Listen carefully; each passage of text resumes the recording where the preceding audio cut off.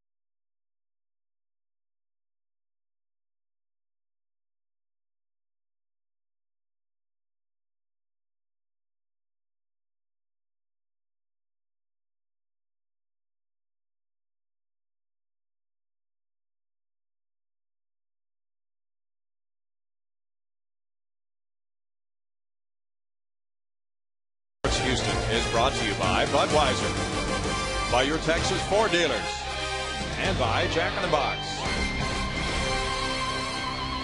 Partly cloudy day outside, a busy day in sports in the Houston area. The Houston Texans are playing at home as well as the Astros playing here.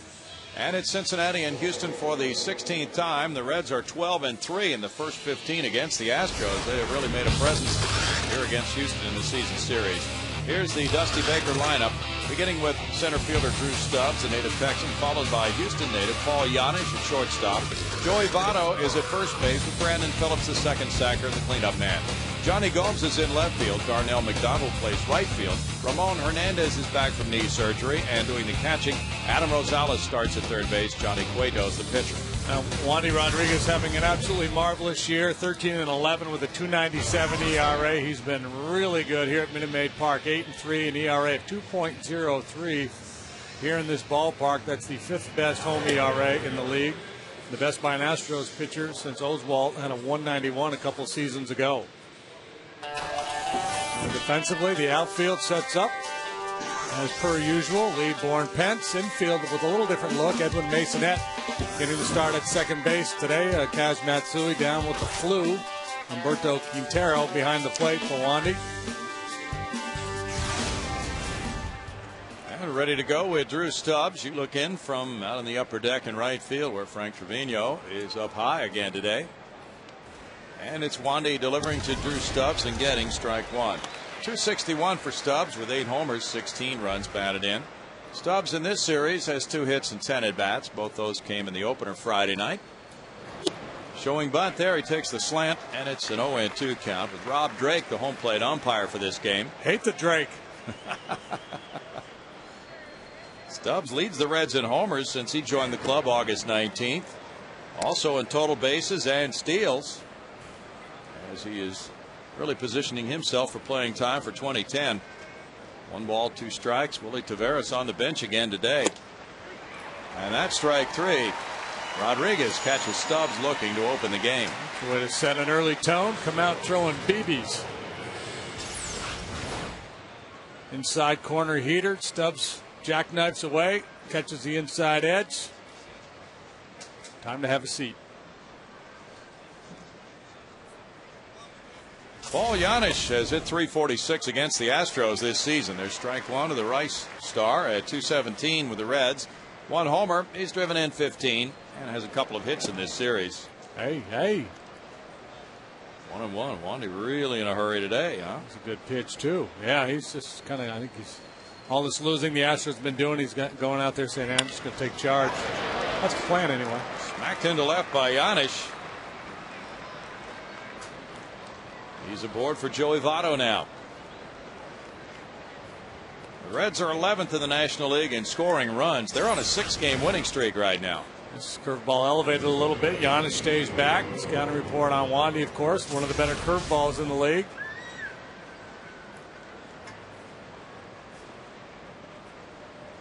Joey Votto, and we've seen him hit the ball hard the other way. 319, 23 homers, 80 runs batted in. Big series for Joey, 5 for 8 with a homer, 4 runs batted in. Last night he had 3 doubles and a walk. And that's strike one to Votto.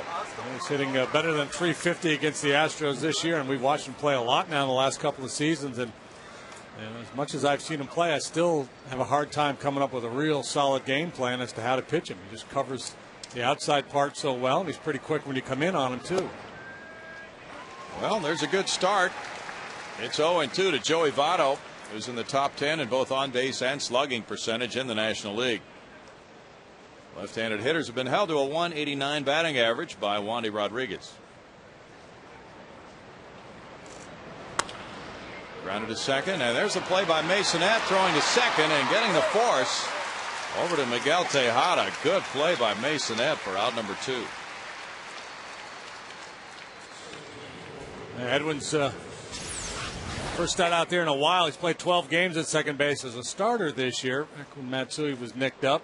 Real nice play here. No chance to complete the double play, but able to nail that lead runner.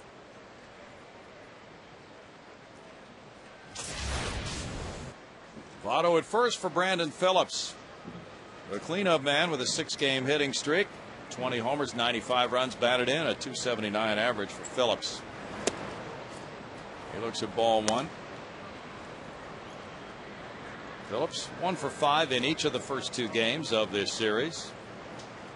His 95 runs batted in is a career high. The Reds' RBI record for a second baseman was set by Joe Morgan with 110. Big cut there, makes it a 1-ball, 1-strike count. Anytime a Reds second baseman can put himself in Joe Morgan's company, he's done well. Brandon Phillips takes at least one swing in every at-bat where you swear he's trying to hit the ball 700 feet.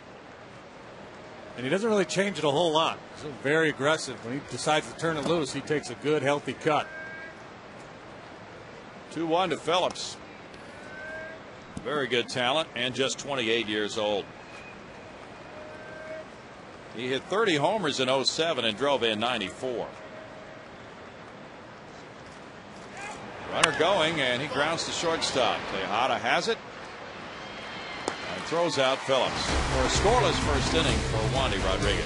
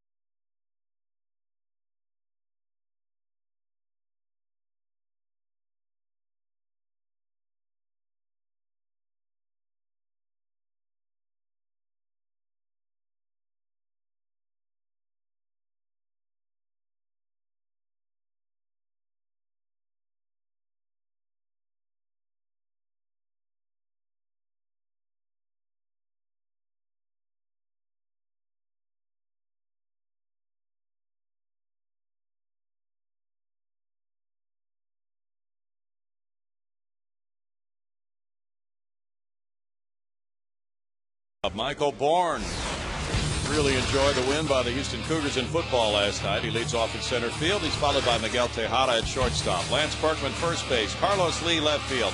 Hunter Pence right field. Jeff Blum third base. Edwin Masonette second base. Humberto Quintero catcher. Wandy Rodriguez pitcher. And Johnny Cueto with 10 wins, 10 losses. Goes against the Astros, and he's never beaten them. He's 0-3 lifetime against them. Michael Bourne looks at strike one. Michael at 289 with 3 homers, facing a pitcher who is 2-4 in the second half with a 6.10 ERA. Made a pretty good run at the All-Star break, or at the All-Star team, excuse me, the first half of the season, and then went into a bit of a decline. Spent some time on the DL. Talented kid, just 23 years of age.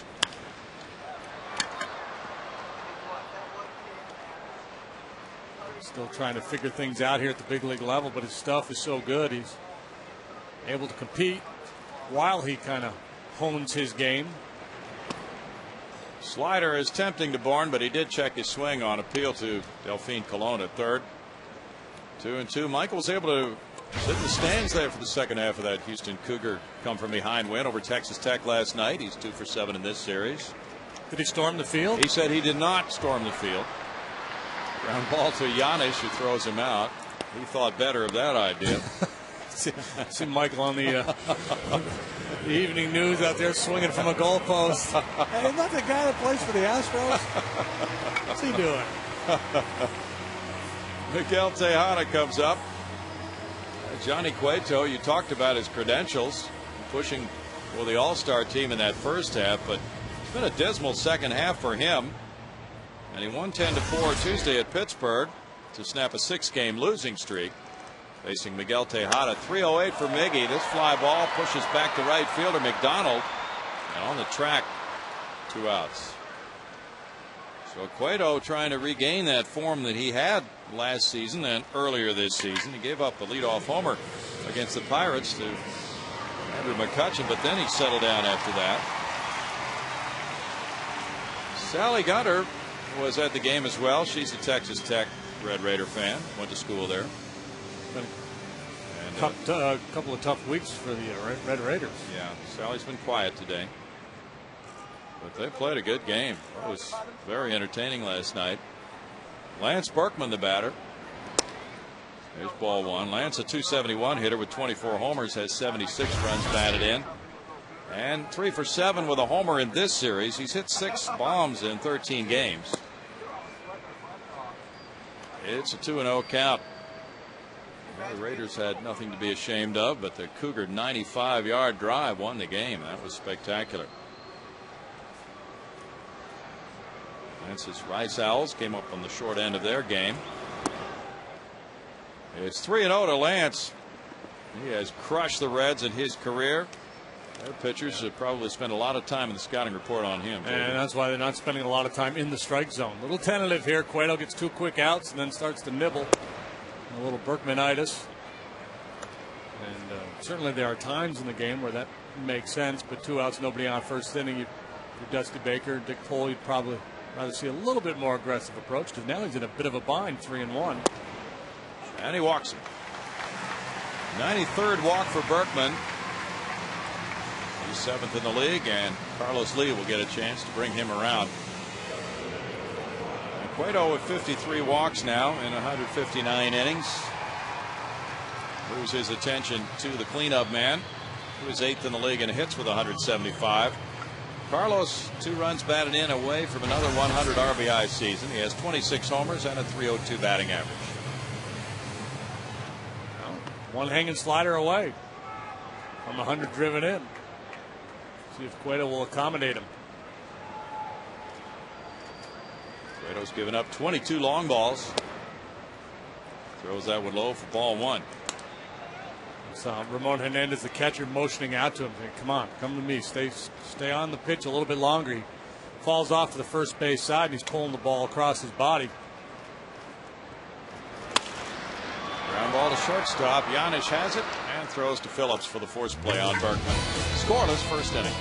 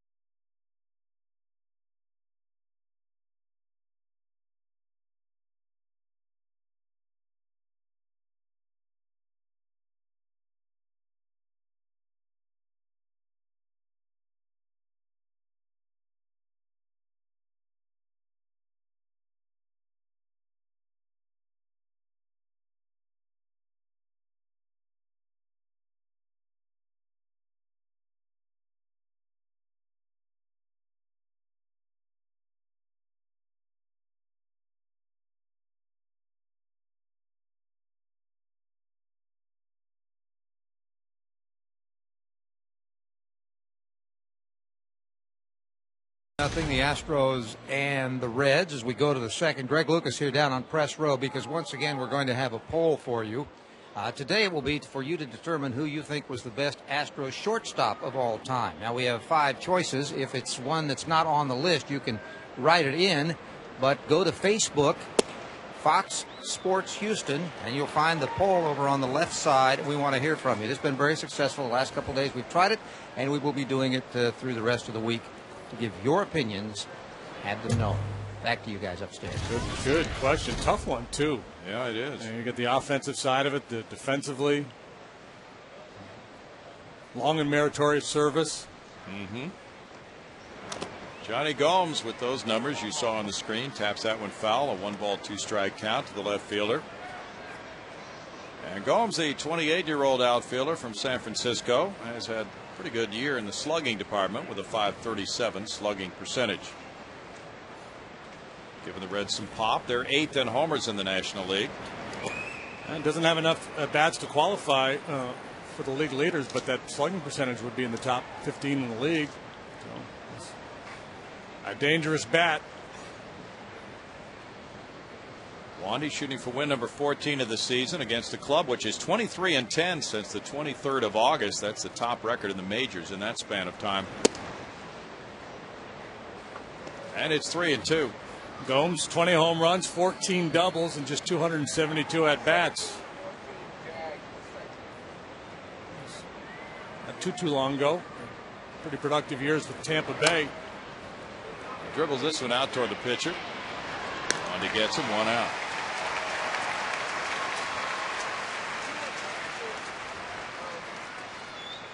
Well, as we close out the home schedule, time to contemplate 2010 season ticket deposits. A good way to get in on the fun next year. And new in 2010, when you buy 2 season tickets, you get 2 free in the view deck and select sections in the terrace deck. That is one fine deal. 1-800-ASTROS-2, the phone number, or astros.com. Not too early to think about 2010. Not at all. Darnell McDonald looks at strike 1. 258, 2 homers, 9 runs batted in for McDonald. His first playing time in this series. I'm betting a sizable amount that his nickname is D-Mac. Yeah, probably is. Lowell Matheny is here. Good to see him back after his quintuple bypass heart surgery. Lowell never does things in a small way. He's going to go all the way. There's Lowell, our faithful radio engineer, now being replaced by Mike Cannon. Well, nobody wants to have heart surgery, but he's not doing too badly up there right now. 2 balls, 2 strikes. And McDonald on a 6-game hitting streak, the longest of his career, has 9 hits in his last 21 at bats.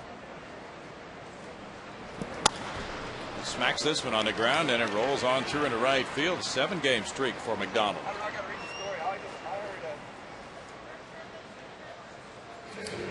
Dusty Baker's club trying to sweep a 6-game road trip and go back home for the final week of the season. 5-0 on the trip for Dusty.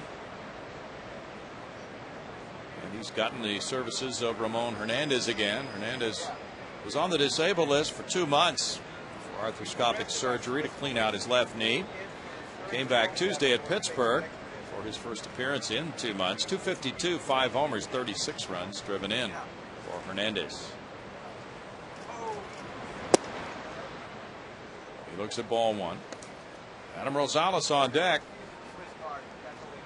Reds, of course, have had to develop other catchers while he's been out for those 2 months. Hernandez was the guy, though. 33 years old.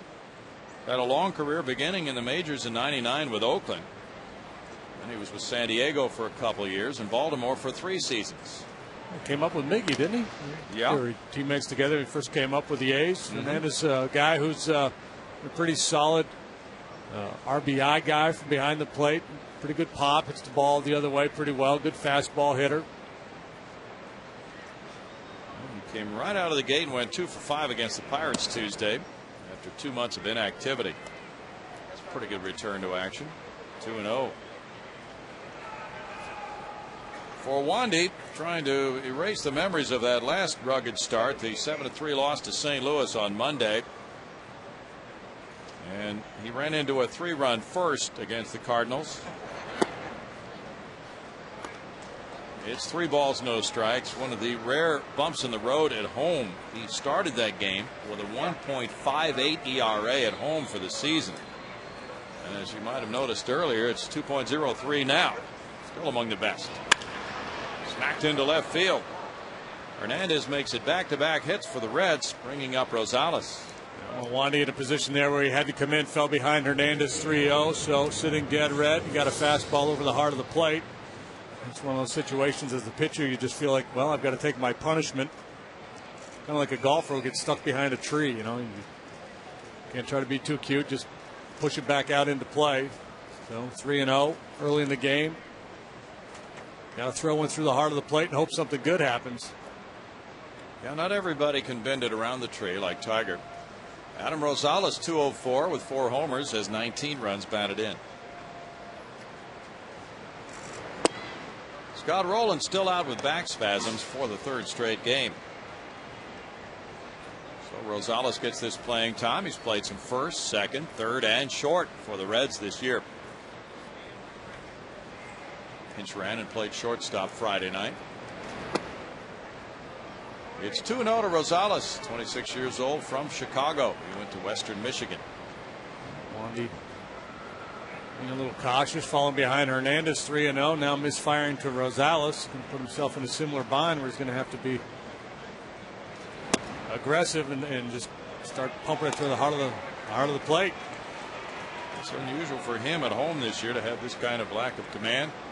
Rosales has hit a little bit better on the road. You saw Roland. Well, yeah, the good news for Wandy is he's dealing with Rosales and then the pitcher, as opposed to, say, Votto and Phillips here. 3-1 now. For the most part, Wandy's been very good, especially here, about being able to slot that fastball down and away to the right-handed hitters. Would be a good idea here. Try to throw one outer third, down around the knees, see if you can get a ground ball. Elevating. Bases loaded, one out for Cueto now. Wandy's made 31 starts this year. Prior to this one, and 22 times he's held the opponent to 2 or fewer runs. I mean, he's been remarkably consistent. That's a trot we've seen Dewey make many, many times this year. Not so much with Wandy out there, though. No.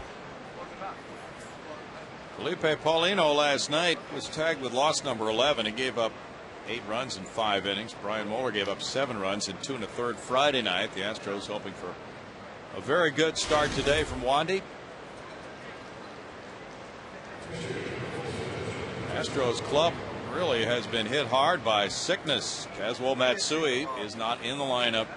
Dave Clark was reporting Kazuo has not been eating well. He is available, but he's feeling a little lightheaded, the same type of sickness that's going around at the clubhouse and has hit about 11 or 12 players. Cueto a 116 average. Hey, good hack. Good if you're Wandy.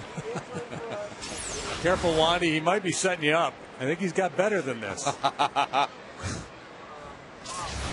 like he was in pain when he swung the bat. Yeah. Now he doesn't know what to do. Now he's going to try to bunt with the bases loaded. That's not a real thoughtful approach. 4 balls, 2 strikes. Maybe his thinking is my primary goal here is to stay out of the double play, which isn't such a bad idea. No, but you have to make contact to hit into a double play. That's what I mean. That's his goal, to stay out of the double play, not to make contact. Yeah. Still no balls, 2 strikes to Cueto.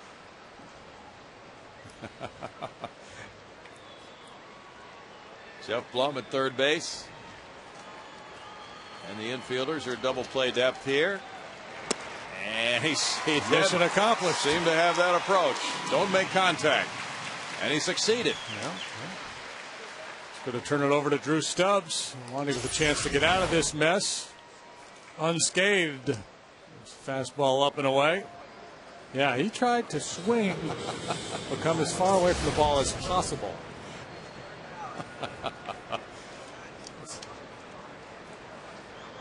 Now Stubbs, he struck out looking in the first. I didn't know better. I would accuse him of point shaving. Yeah. It's strike 1 to Stubbs with Giannis on deck. Astros leave on a week-long trip to wrap up the season after this game. They head for Philadelphia. They'll play 4 there and 3 in New York next weekend. First critical confrontation of this ball game. You know, Wandy's able to navigate it.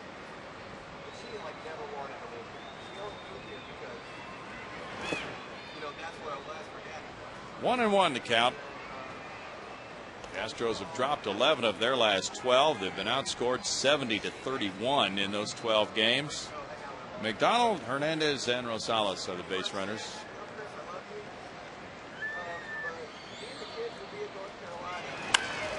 Grounded to third. Blum gets it on one big bounce.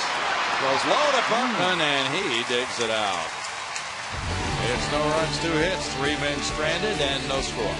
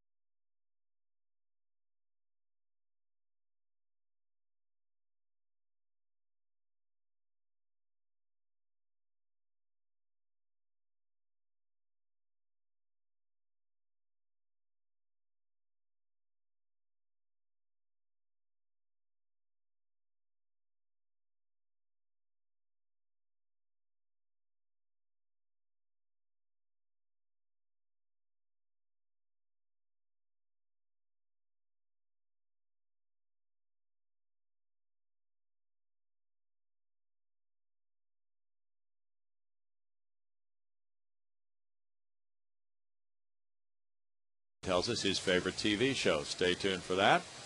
Darren and Chris Coast talking things over before heading for Philadelphia. Probably talking a little North Dakota right there. Yeah. How many times there's been two guys from North Dakota on the same big league club? Might not have happened before this year. A handful never play in the big leagues. Yeah. Hunter Pence, 282, 25 homers, 70 runs batted in. Looked at strike one. And the slider gets him with the bat started, and then he stops it for a 1-1 count.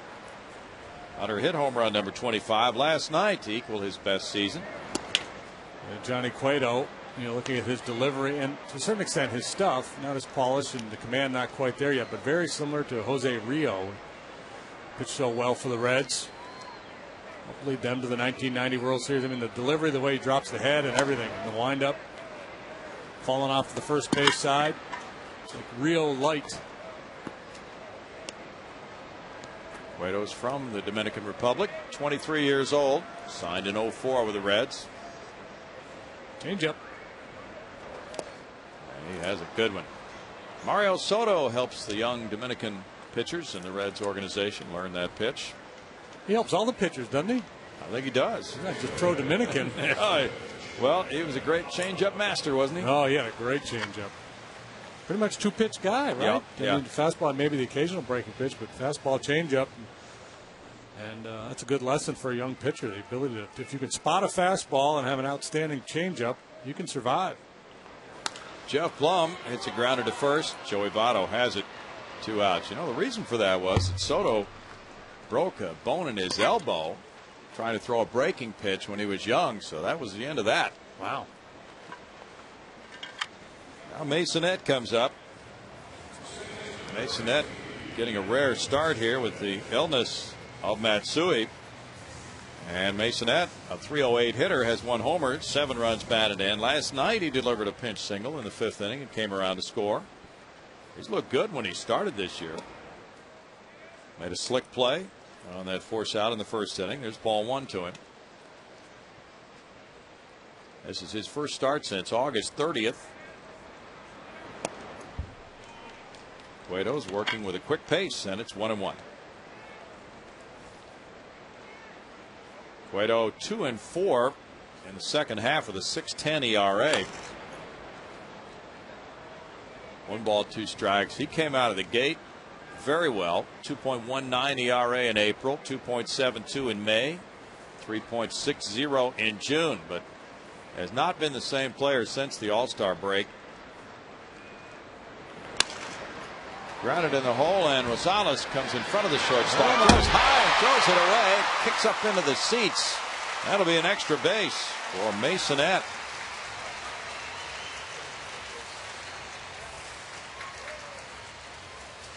And they wind up with a souvenir as it's an error for Rosales. His 7th. And Rosales, a high energy guy, very hyperactive, and he comes flying in on this one. He has time. Instead of taking that extra half a step or hesitation to get the handle on that ball, he unloads in a hurry without having a good grip on it. Heads up in the camera well. She almost got smoked. Yep. Got to be alert over there. So Rosales draws the 2-base error.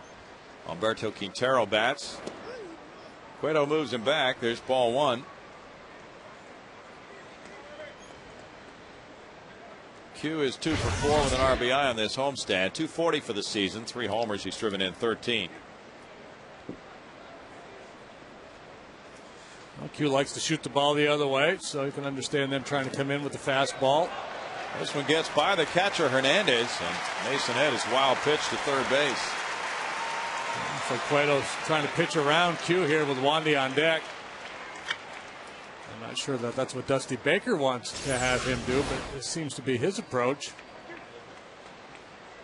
So the error, and now the 58-foot slider in the dirt. Yeah, you'd think that Baker would want him to go right after this number 8 hitter. Fly ball to right center. Stubbs waiting.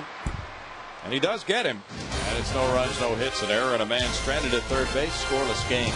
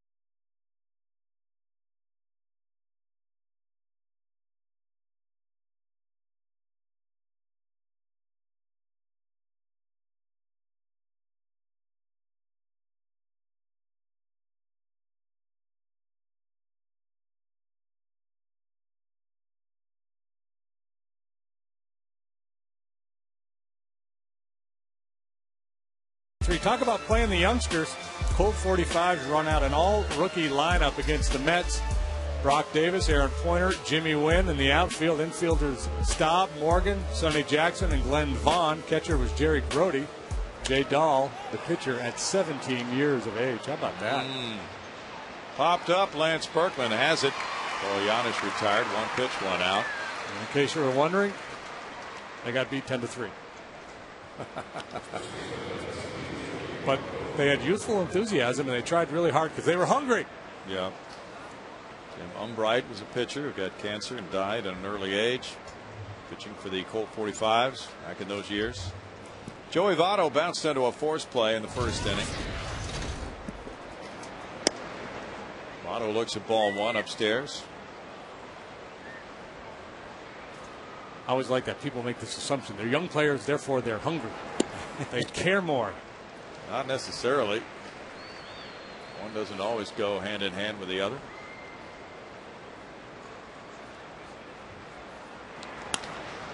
Votto hits a line drive over Masonette. He is just a hitting machine this year.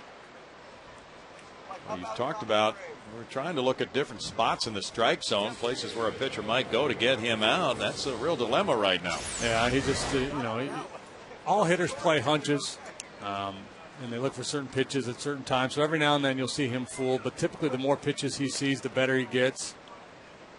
Yeah, I guess after a while you might just say, well, whatever I've done with this guy in the past, I'm going to throw it out and try to invent something new. Maybe let's try to throw him a down and in changeup and see if that works. Kind of the same approach you used to take with Tony Gwynn.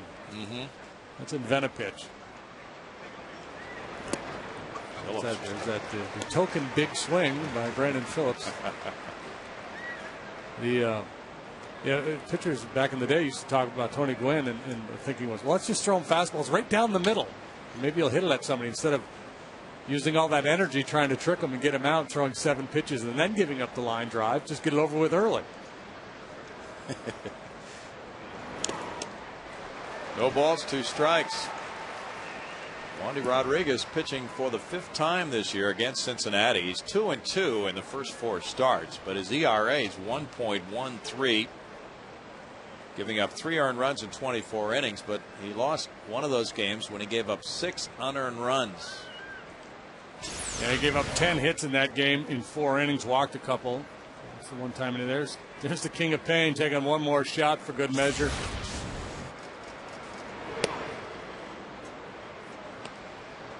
One ball, 2 strikes. He's going to go home, and for about the first week, he's probably going to be feeling shots that aren't there for him. It's just been that kind of a year for him. He should have like an Advil endorsement. Yeah. Hi, I'm Humberto Quintero. Every day when I wake up, I reach for my bottle of ibuprofen. 2 balls, 2 strikes. It's been a brutal year for him.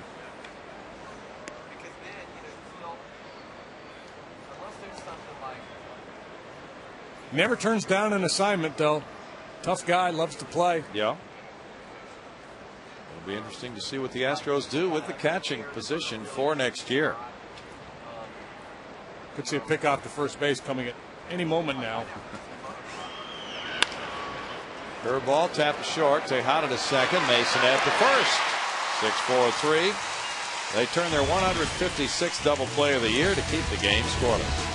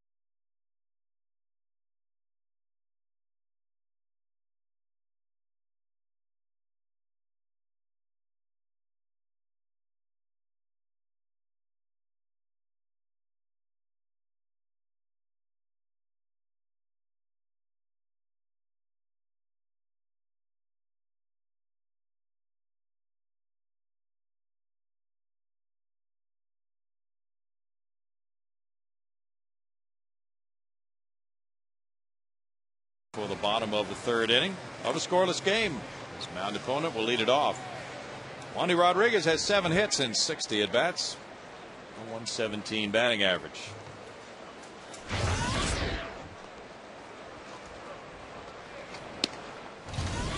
Looked at strike one from Cueto. Neither pitcher has had a clean inning yet. Base runners in every inning, but still no runs on the board. Liner off the glove of Brandon Phillips and on into center field for a hit for Rodriguez. Shaking his left hand. He jammed a little bit on that one, but it's the first Houston hit nonetheless.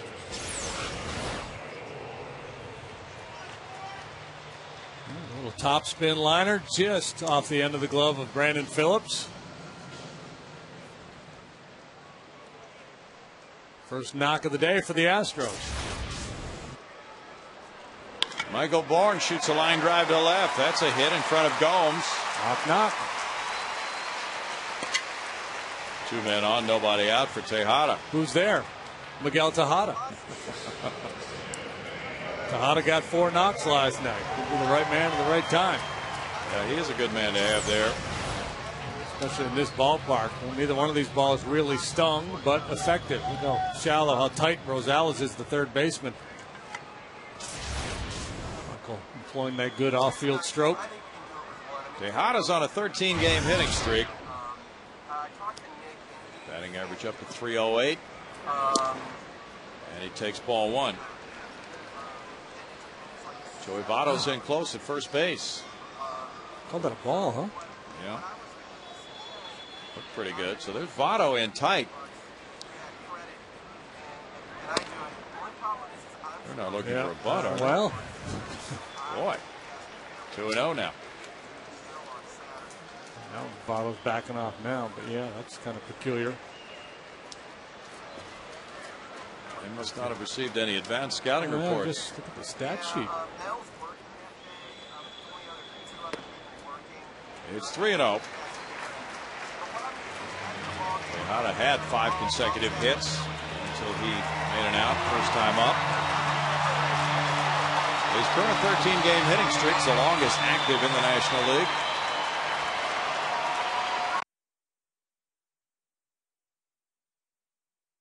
And it's ball 4. Base is loaded. No out for Lance Berkman. I think he doesn't walk often, but Cueto really didn't give him much choice. Nothing really all that tempting in that sequence. It's the 19th time Miggy has taken a free pass this year. Well, see how Cueto handles it now. Wandy had a bases loaded situation in the second inning, able to get through it unscathed. Cueto in a little bit more of a pickle here with Berkman and Lee coming up. Berkman's hit 4 career homers against Cueto. He takes ball 1.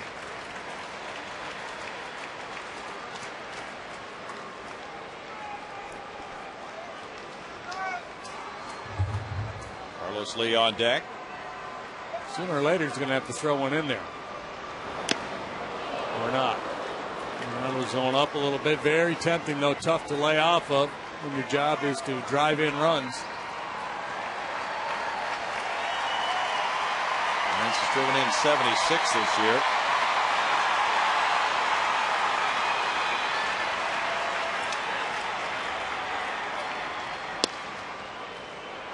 That's a quality pitch. That's a money pitch right there.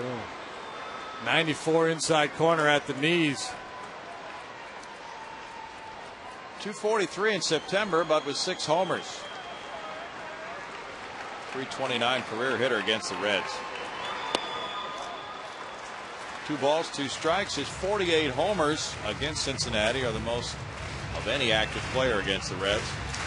Cueto had him 1 ball, 2 strikes, and trying to get him to chase the slider down and in. Lance will chase up every now and then, as he did for strike 1. Normally doesn't chase that breaking ball out of the zone, though. And this is a mistake we've seen pitchers make time and time again against Berkman. When you get ahead of him, you're better off trying to finish him off early as opposed to thinking he's going to chase Some off-speed pitches out of the zone. He almost never does. Then you get back into this full count situation where you really put pressure on yourself to make a pitch. And he gets a roller to shortstop. Giannis with the toss. That's it as the run scores. Wandy Rodriguez home to make it 1-0. The ball hit too slowly for the Reds to turn two. Berkman gets RBI number 77. And Cueto victimized there by making too good of a pitch. We'll show you this Berkman at bat against Johnny Cueto. Take you through it pitch by pitch, starting away. The two-seamer just misses the outside corner. Lance chased the high fastball. Best pitch of the sequence right there. The fastball in the inside corner. A couple offerings down. Lance not biting, but a good pitch again. Went back to that inside fastball. Jammed him. And works out for the Astros. Because of the slow pace of the ground ball, they get a run home and just one out. Strike to Carlos Lee with runners at first and third now and one down.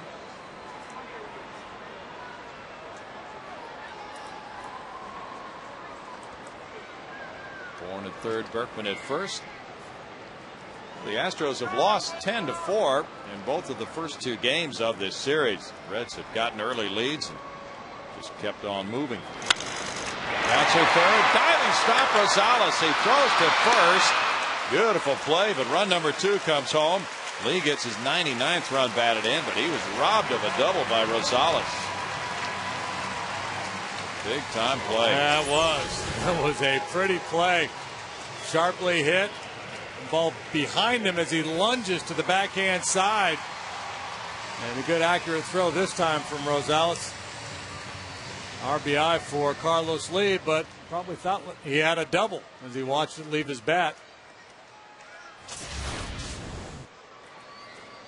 Now it's 2-0, and Hunter Pence looks at strike one. He struck out in the second inning. Yeah, a play like that might be a game changer. If the Reds can get their offense cranked up, they could have really prevented a much bigger inning. We'll have to wait and see what develops. 1-1 to Hunter. Dave Clark said his players have a lot of coughing, sneezing, and sniffing in the clubhouse right now. And that's not just after they lose. Just choking and crying, and I can't believe it. What's happening to us? 1-2 the count. It's going around, Brian. It's in the schools. Yeah. Kelly's down. She's on the shelf. She's really? on the couch today. Yeah. Is it the flu or is it something else? Well, there's these guys. I've heard flu from our clubhouse, but I've also heard it's just some upper respiratory thing going on. I think there's just a lot of junk out there. That girl had heart palpitations over Hunter, but he struck out. And in the third, it's 2 runs for the Astros on 2 hits. They leave a man. Big play by Rosales keeps the score 2-0 Houston.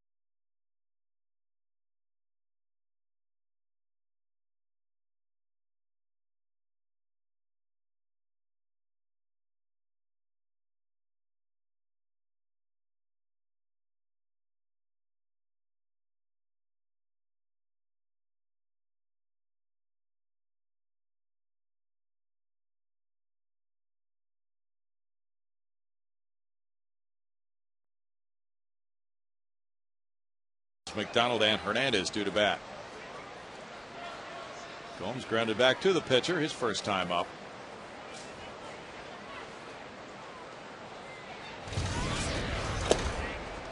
Strike for Wandy, who's allowed his opponents 1 run or fewer in 11 of his last 15 starts. Well, just do that and do it for 9 innings. We'll be good. Dave Clark would welcome that. 1 ball, 1 strike. A couple of lopsided losses during a very difficult stretch here. It'd be nice to have the starting pitcher come out and just pitch a shutdown game. A little tap off the curveball. Quintero plays it to Berkman. And down. Nice play by Q. Good sense of the timing of the play, knowing he had a little time.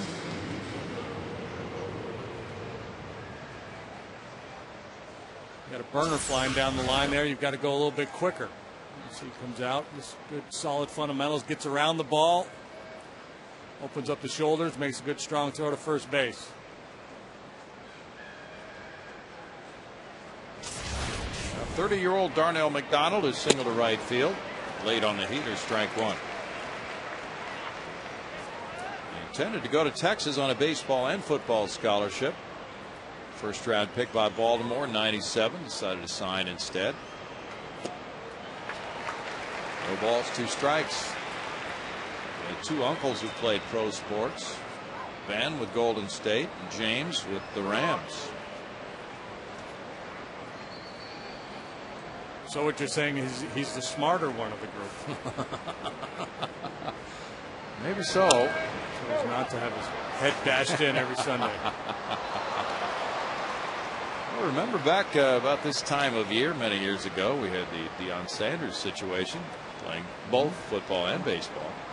Both in one day on one occasion. Yeah. That was wild. Took a helicopter or a private plane or something. Amazing stuff. McDonald strikes out. Yeah, I marvel at how talented some of these guys are. Play more than one sport at such a high level. Aflac trivia showing Michael Bourne. Is it about Michael? Rank the following from most to least. Let's see. Opponent steals, Michael steals, all other Astros steals. I would go with Michael steals number 1. Opponents 2 and all other Astros steals 3. I'm with you on that. Okay. I'm with you. That's kind of the way I like it. We'll give that a shot. Wonder how our all-time Astro shortstop poll is going. Oh, we need to find out. We'll check in with Greg Lucas. Hernandez with a 1-1 count. Yeah, that's a difficult one. We were visiting that over last winter, and it's just a difficult choice. 1 ball and 2 strikes. Craig Reynolds was so steady for so many years. And Craig's the guy that I kind of, I'd have to break down the numbers and stuff, but Craig Reynolds is the guy that comes to mind for me, being a very good defensive player, solid contributor with a bat, and doing it for so long. Right. And, Dickie Thon, tremendously talented, but the injury cut his career short. So, in terms of who had the potential to be the best, I would say Dickie. I didn't see Menke play, so I'm a little bit. I'm happy that you mentioned Craig, because we did have something I wanted to mention. There is a mistake on the poll. Oops.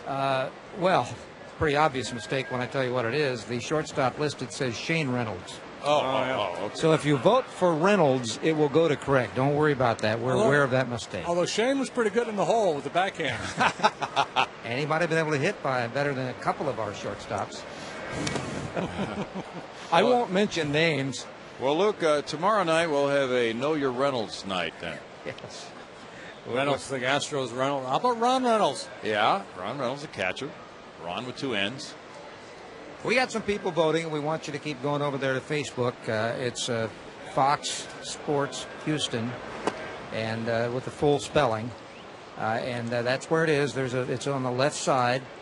And let us know what you think. And if there's someone we left out, and we know of at least one notable we did leave out, there's only room for 5. You can write that one in.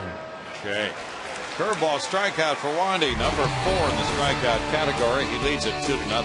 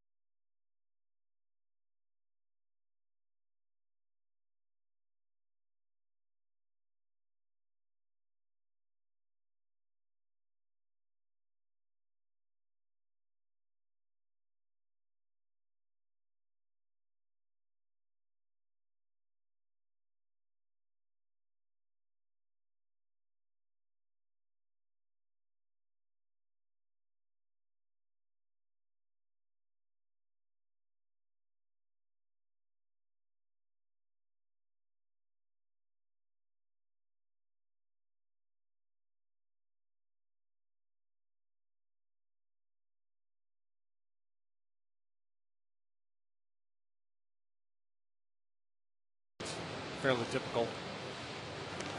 Well, Michael is, with his next steal, going to join Select Company, the fourth Astro to have 60 in a year. Young, Yelding, and Cedeno, the other three. Fans watching as Jeff Blum steps up with a 2-0 Astros lead. Blummer grounded out to first in the second inning.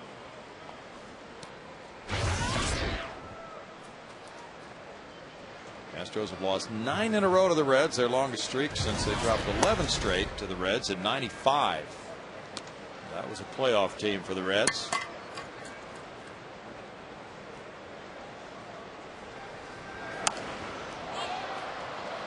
In the air, and the third baseman Rosales comes in, but the catcher Hernandez has it. 1 out. Today's Geico quote comes from Hall of Fame manager Sparky Anderson. He talked about the trade the Reds made in 1971 with the Astros for Joe Morgan. And announce it. And he told us all what the deal was. And I said, Bob, you have just won the pennant for the Cincinnati Reds. I said, this is the best trade to me that you'll ever make in your lifetime. Bob was Bob Howsam, the general manager of the Reds. And it really was the best trade he made. Strike one to Edwin Masonetti. Reached on a two-base error, advanced on a wild pitch. 1 ball, 1 strike. Morgan was a good player in Houston, but nothing like the player he became in Cincinnati. And of course, there were many other players involved in that deal. Lee May had some good years for the Astros. But Joe just became a spectacular performer and surrounded by all that talent. And asking Enos Cabell before the game about that deal provided some insight into Joe Morgan pre and post trade. Broken bat roller out to shortstop and on to first by Giannis. 2 outs. He talked about Harry Walker being in Houston and really stressing the opposite field approach to all the Astros hitters. He said that included Bob Watson and everybody. And he said Joe was not that type of hitter. So when he went to Cincinnati, he had Ted Blazewski as the hitting coach. Joe was a pull hitter, and he pulled the ball time after time when Pete Rose was on first base through that hole into the right field corner. Quintero smacks one to left. It's hooking. It's staying fair. And Quintero has a line drive homer. Number 4 for Q. That makes it 3-0. Instant rally. 2 outs, nobody on. Cueto goes to Q school. Home run number 4. Humberto. Talked about his ability and his inclination to hit the ball the other way. This time he gets out in front of one, a little bit of a hanging slider, I believe.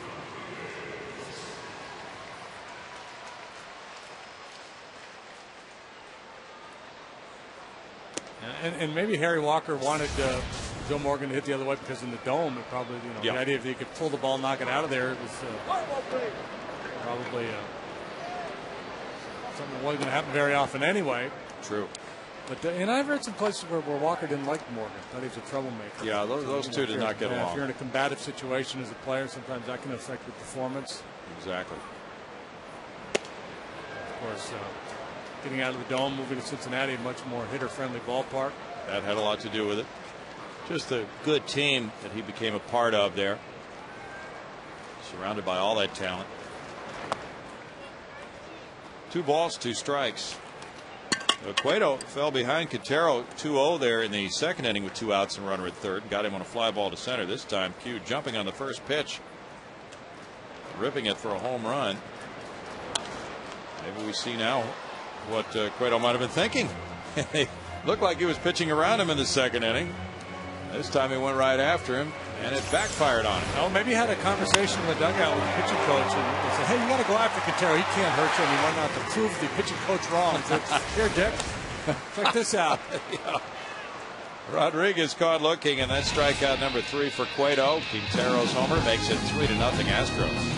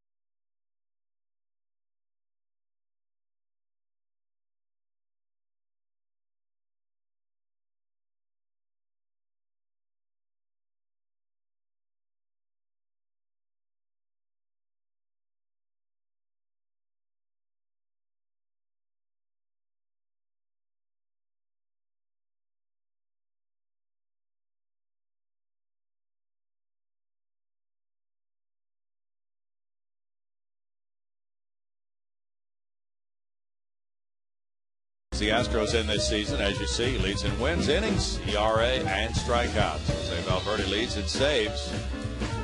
Very good all-around year. Wandy's best as a major leaguer. Yeah, that Pitcher of the Year award, that won't be very difficult to nail down this year for the Astros. Shooting for win number 14. He has a 3-0 lead now, with 4 innings of shutout ball, with 1 walk and 4 strikeouts. A couple innings away from pitching 200 innings for the first time in his career in a season. 182 back in 07. Last year made just 25 starts.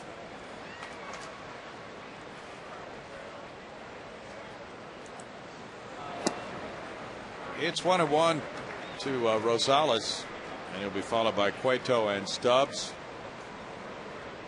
Just had a message up on the message board that a fan won a free year's supply of orange juice.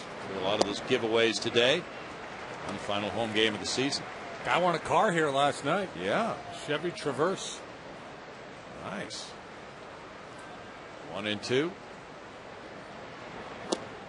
And the curveball struck him out. That's 3 in a row and 5 for the game. Yeah, the Reds had a shot at Wandy early, and he was struggling a little bit with his command, was elevating the fastball some, but he's kind of found his release point, taking over this game. Now we see it, now you don't. It's such good tight spin on that curveball, causes that late sharp break. And there's strike 1 to Cueto. Cueto struck out with the bases loaded in the 2nd inning, and 1 out. No balls, 2 strikes to Cueto. Red Sox 2, Yankees 1 at the end of 3 at Yankee Stadium. The Yankees have won 4 in a row. Cueto looks a lot better in this at bat taking pitches than he did swinging the bat in that last at bat. Yeah, he does. If you don't swing, nobody knows how bad your hack is. Hey! Well, he hit a line drive off the glove of Tejada, and it popped out and on into left center field. Cueto is on first. That ball should have been caught. A little bit of a hanging breaking ball. And it hit pretty well, but I think it was almost like a changeup with Tejada. I think it hit on a line, but off the end of the bat a little bit. And maybe just a little bit mistimed with the jump, which is kind of ironic because we've seen Miggy jump all year. He jumps at balls that are 40 feet over his head. And this one he's just a little bit out of sync on. I'm going to rule it a base hit. They strike 1 to Stubbs. Cueto's 6th hit of the year. I apologize, Johnny, for laughing at your swing. Yeah. Banged out a line drive. Stubbs is 0 for 2.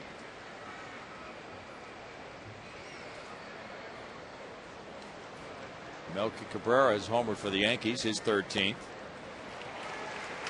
No balls, 2 strikes.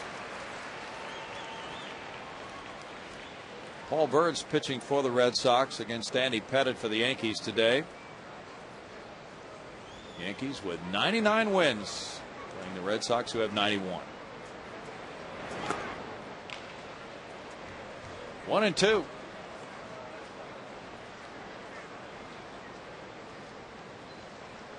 Cardinals clinched last night with a win over Colorado. Colorado stirred it up in the 9th inning. The Cardinals held off the Rockies to nail things down in the NL Central, where they lead Chicago by 8.5. Stubbs is down on strikes. That's number 6 for Wandy. And a clincher pitch by Adam Wainwright.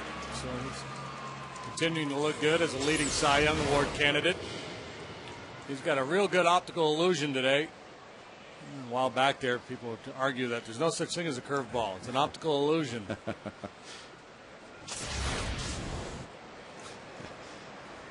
2 down, and it's Paul Janisch. Janisch 1 for 2. Ball 1 to him.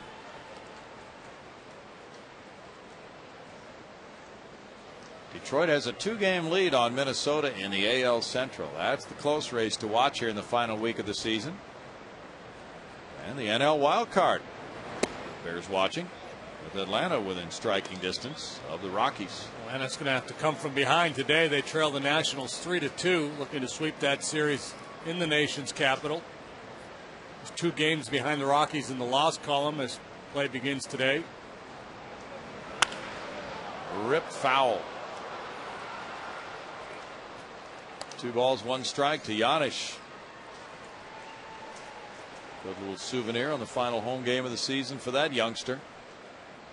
The Mets lead at Florida 4-0. They're in the middle of the 8th inning with Pat Mish on the mound for New York. Chris Volstad started for Florida. 2 balls, 2 strikes. Jeff Francoeur hit his 14th for the Mets. Anderson Hernandez added number 3. So the Astros are the final National League team to get its first look at Citi Field next weekend. 3-2 now.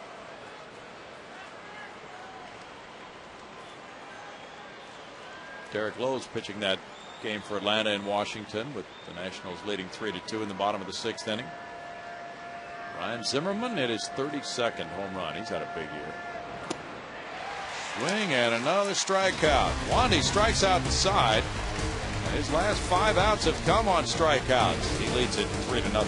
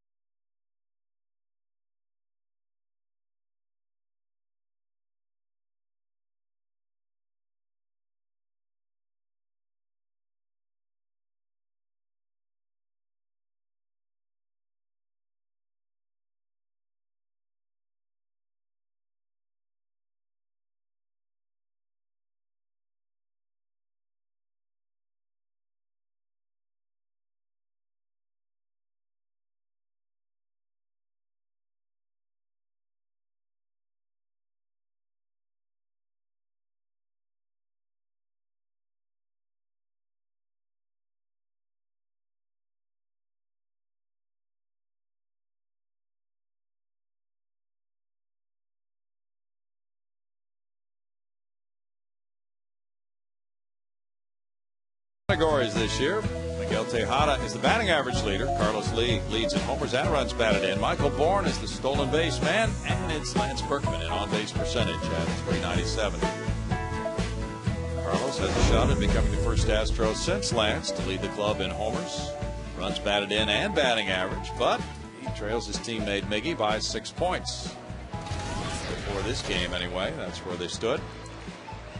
Now in the home 5th inning, it's Bourne, Tejada, and Berkman against Johnny Cueto. Michael singled and scored for the 94th time in the 3rd inning. Here's ball 1.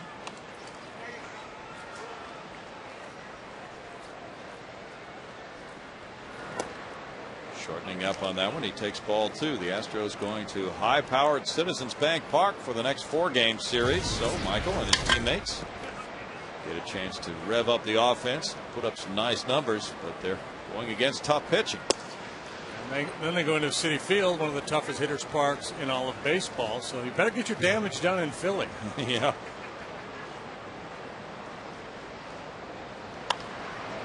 Popped up. Rosales over.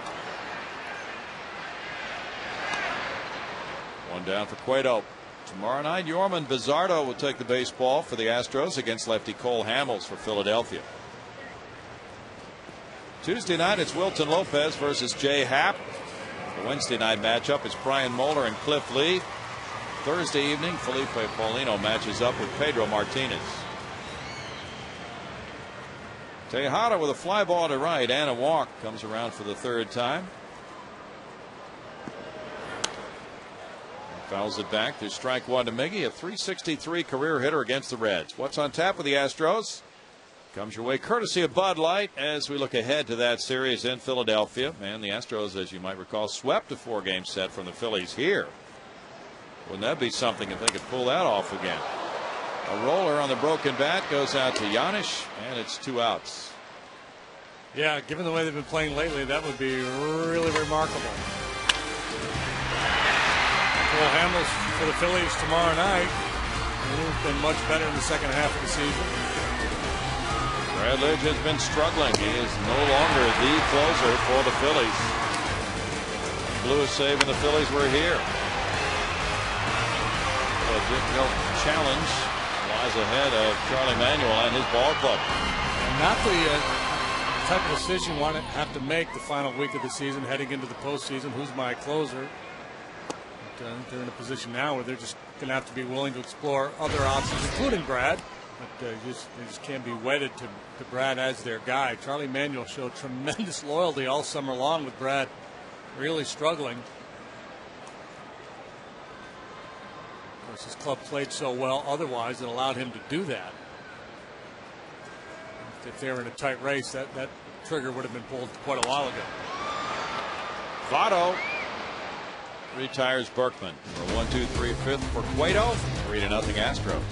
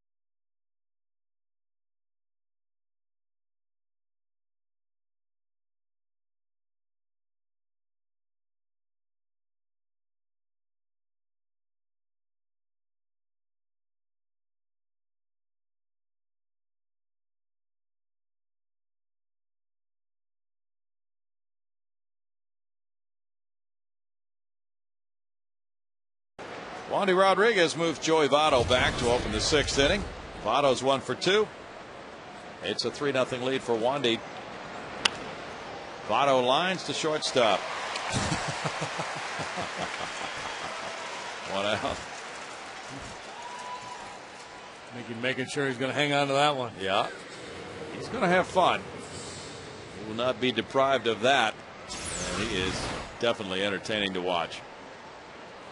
Yes. He's not going to go to sleep on the job. You know that. Brandon Phillips next up.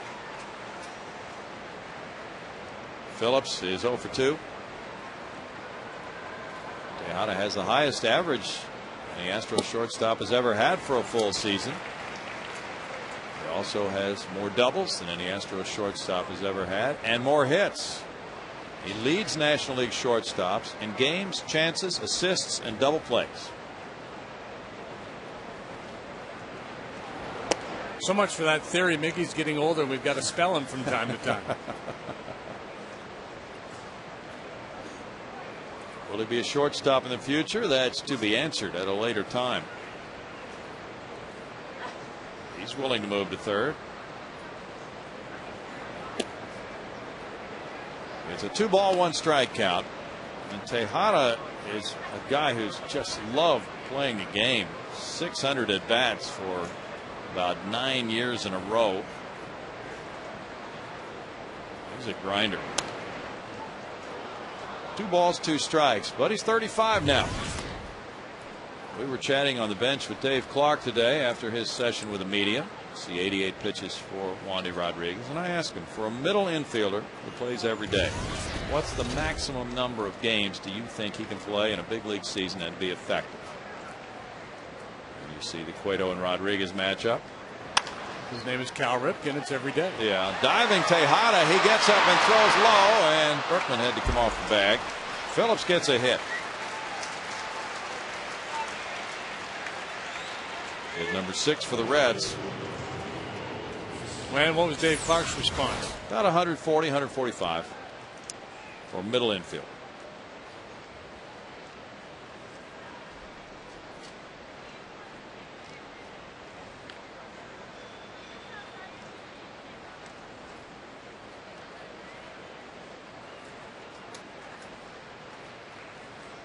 Good glove work there by Miggy. No real shot to get Phillips. Johnny Gomes is 0 for 2. He cranks one on a line to left center. Carlos Lee over, gets by him, goes to the wall. He plays it off that wall. Here's Mark Berry sending the runner home. And Tejada's throw to the plate, not in time, and into third base goes Gomes. Quintero, in his haste to get that throw onto third, didn't catch the ball. And it's 3-1 now. And Gomes with a double gets his 51st run batted in and takes third on the throw to the plate. As Carlos started to pursue that ball, I thought he was going to make a play on it. Maybe he was hit a little more sharply than he realized. As this ball gets by him, and you see he has to kind of turn and sprint to the wall to track it down. And Barry sending Brandon Phillips all the way.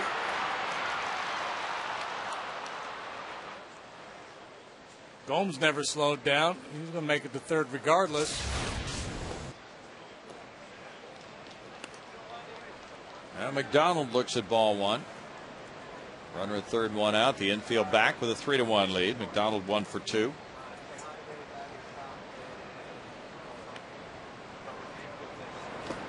And he chases that one in the dirt, 1-1. But you're not going to get a chance to find out much about Dave Clark's managerial philosophy watching just a couple of weeks at the end of this season with his club out of the race. So we were chatting about, he likes to play everybody. Jim Leyland's style of baseball, likes to use those bench guys, work them in so they don't feel that they're not needed and not going to play very much. And that's the way Leyland has always done it with his clubs. That's the way most guys do it, and I think that was a big problem for the Astros early this year. The bench guys didn't get enough work and really weren't able to contribute when called upon early on. He likes to let them know a day or so ahead when they're going to be in the starting lineup. And he said, I was the 24th or 25th man on a lot of clubs when I played, and it's helpful to know in advance that you will be in the lineup. And he said it doesn't really do much good to come to the ballpark thinking there is no chance I'm going to play. If there, in your mind there's a chance you're going to play, your attitude's much better.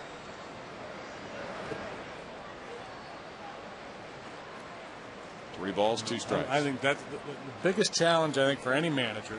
I mean, obviously, there are certain things strategically in managing a game, but I think the key is to manage the club in such a way that you got as many guys come into the ballpark on a daily basis in the right frame of mind. Many guys feel like they got a chance to contribute, feeling good about their situation. It's not easy to do. You're not going to have everybody happy all the time. That's the nature of the beast in this game. But most guys come into the yard feeling good about their chances to contribute and how they're being handled, and then you're ahead of the game. And here's the nasty breaking ball again by Wandy. Donald has no answer. That's 8 strikeouts for Wandy. His career high 11. Hernandez is 1 for 2. He singled on a 3-0 count in the second inning.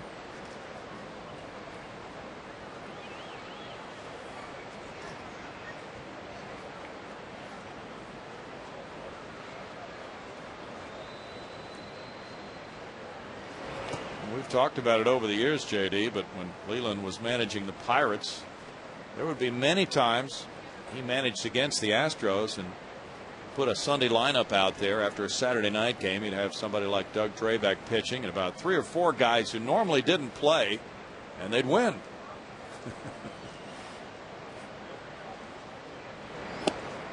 Well, that's the thing about baseball, and that's what I think has made Tony La Russa so successful. One of the things is recognizing matchups and being willing to put people in, giving them opportunities to succeed. And baseball is not like basketball. Or on any given day, your bench guy could go out and be just as good as your everyday, whatever he is, third baseman, shortstop, first baseman. Especially if you look ahead and you can say, hey, look, Jeff Keppinger's a 9 for 16 off this guy. I'm going to get him a start on Sunday when so-and-so is pitching. Right. And he said he does like to do that. Put a player in when the numbers are favorable for him.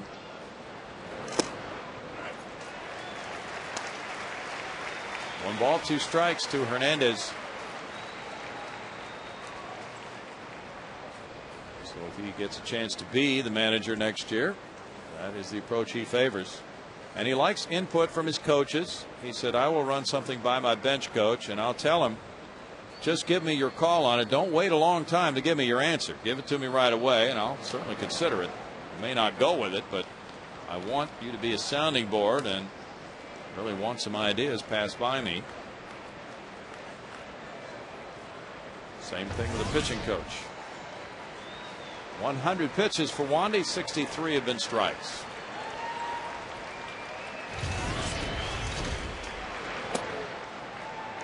Now 3-2.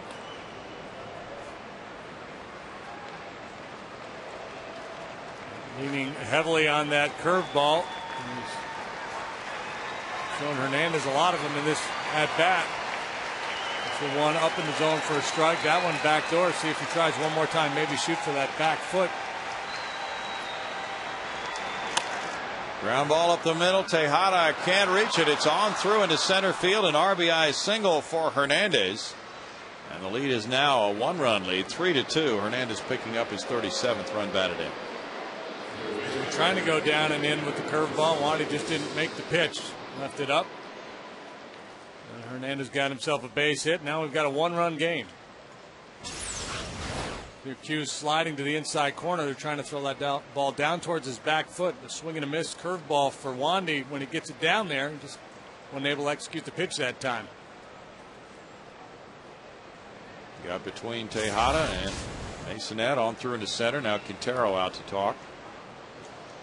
Well, folks, spring training, it's just around the corner. Florida in 2010. Sonny Kissimmee beckons. 1-800-892-7687 would be the number to call, or you go to the website astros.com/springtravel. Take advantage of some travel packages to come see the Astros in Grapefruit League action.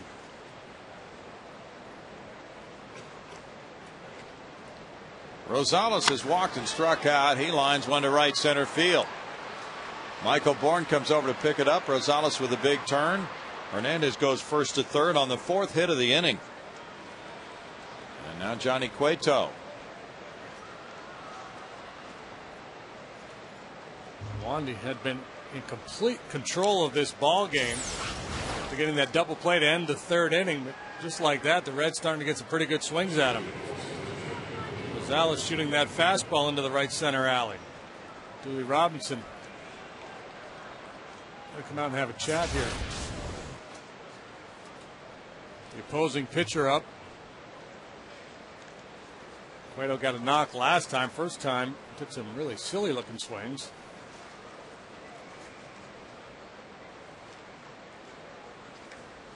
Looks like Jeff Fulcino in the bullpen. This buys him a little time. Wandy, of course, wants to get Cueto and end this threat as Fulcino warms up. Cueto got a hit in the 5th inning out of the glove of Tejada. He's 1 for 2. Pirates lead the Dodgers 2-1 in the bottom of the 6th inning at Pittsburgh. Clayton Kershaw started for the Dodgers against Daniel McCutchen. That's a swing, and it's strike 1. Wandy bounced the curveball to good effect. Hugh out there giving signals as to what they're going to do if Rosales goes here. I suspect they'll just yield second base, keep their infielders manning their positions, just feel comfortable that Wandy can finish Cueto off here. It's 1-1.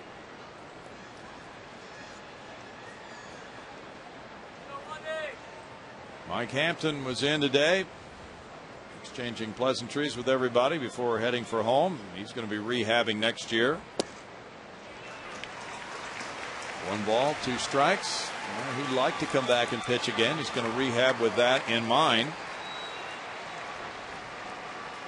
But it'll be, he said the earliest would be late 2010 or maybe 2011 before he would be able to pitch again. Swing and a miss, and Cueto's down on strikes. That's number 9 for Wandy, and it ends the Reds' 6th inning. They come up with 2 runs on 4 hits in strand 2, 3-2 Houston.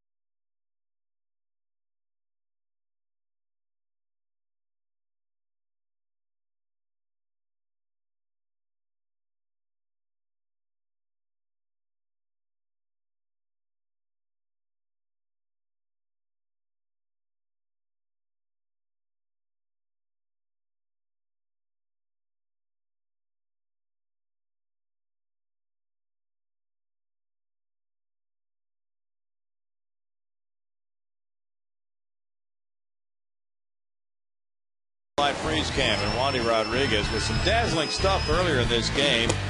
And there's strike 3. Now here's the swing by Cueto. It's nowhere close. And watch that, as the plane of the bat is so different than the plane of the curveball, breaking downward to a right-handed batter and starting it way out away from him. Coors Light Freeze Cam brought to you by Frost Brewed Coors Light. Showing you how difficult it is to time that pitch. For the most part, the Reds hitters have not been able to make the adjustment, and so their game plan has got to be, trying to hit the fastball, and then if he hangs the curveball, he can inflict some damage on that pitch. But when he gets on top of that curve, gets that good tight rotation, nobody's been able to solve it. Carlos Lee takes strike 1. He's 0 for 2 with an RBI. Pence and Blum to follow. Happy birthday to Tal Smith today. He's 76. 1-1, the Astros president of baseball operations. This is also Mike Schmidt's birthday.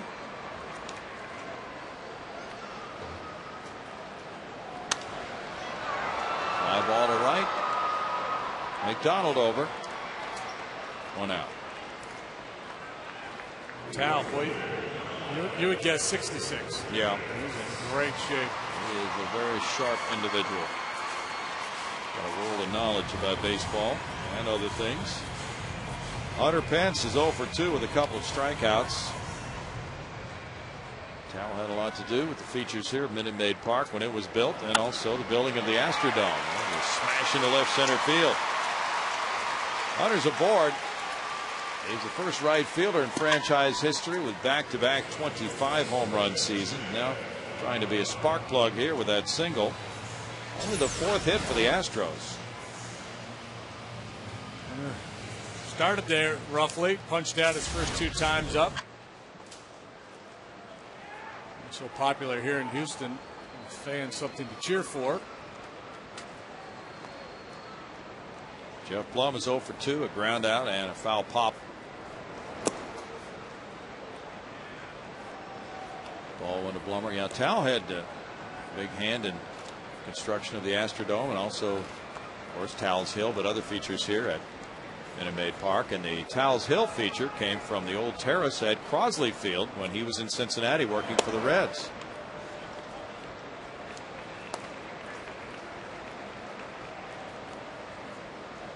Their terrace was in left field and left center, and the outfielder had to run uphill just like he does here in center field.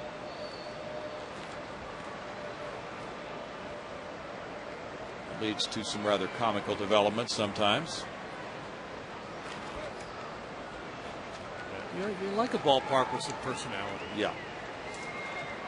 Now that hill got panned a lot, especially in the early years, and people still take shots at it. I think it's a great feature. Not only the hill, but the flagpole in play. Well, we have so many memorable happenings from this ballpark that would not have been the case if that hill were not out there. Some great catches, people falling down. That shot, there's a ball 4 to Jeff Blum. First and second one out now. Remember that Richie Sexton shot off that flagpole that's in play out there? Right, yeah. Maybe the best ball he ever hit. There's the mark. Yeah. It's still there. We got to bring Richie in with a can of spray paint and have him put his initials on it. That was a triple, but just think in any other ballpark, that's a home run. It's a metaphor for life, Brownie. Baseball will break your heart to hang with him, and Richie Sexton, one of the best pulls he's probably ever hit. Dick Bull out to the mound. Hernandez and Cueto talk it over. 74 pitches into the game for Cueto. Edwin Masonette is 0 for 2. 8 pitches in the 5th inning.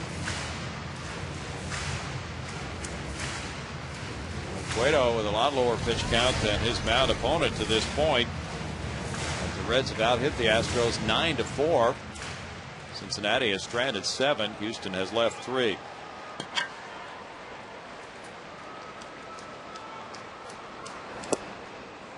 Masonette looks at ball 1.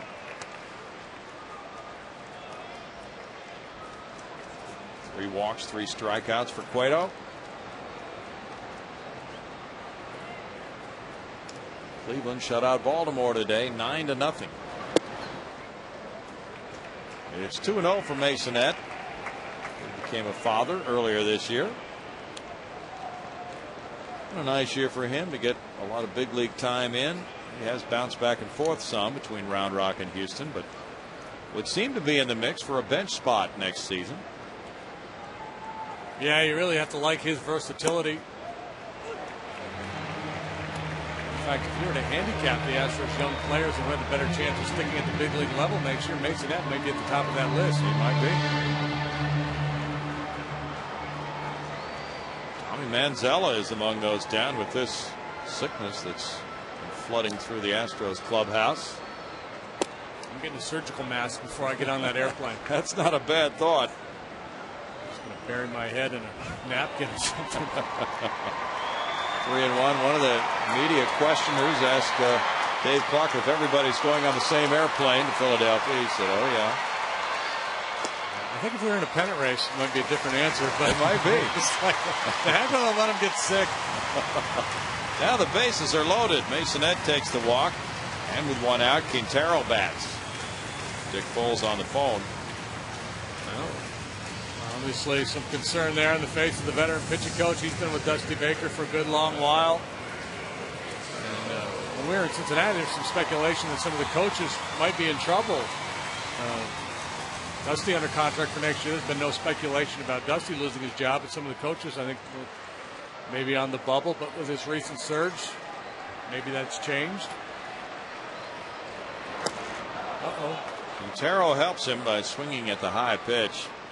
Q ripped a line drive homer in the 4th to make it 3-0. Jeff Keppinger's on deck, and Ramon Ramirez is working in the Reds bullpen.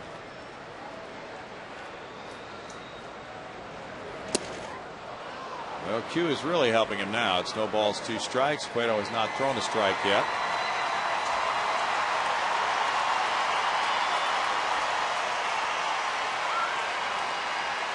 Toronto edge Seattle 5-4.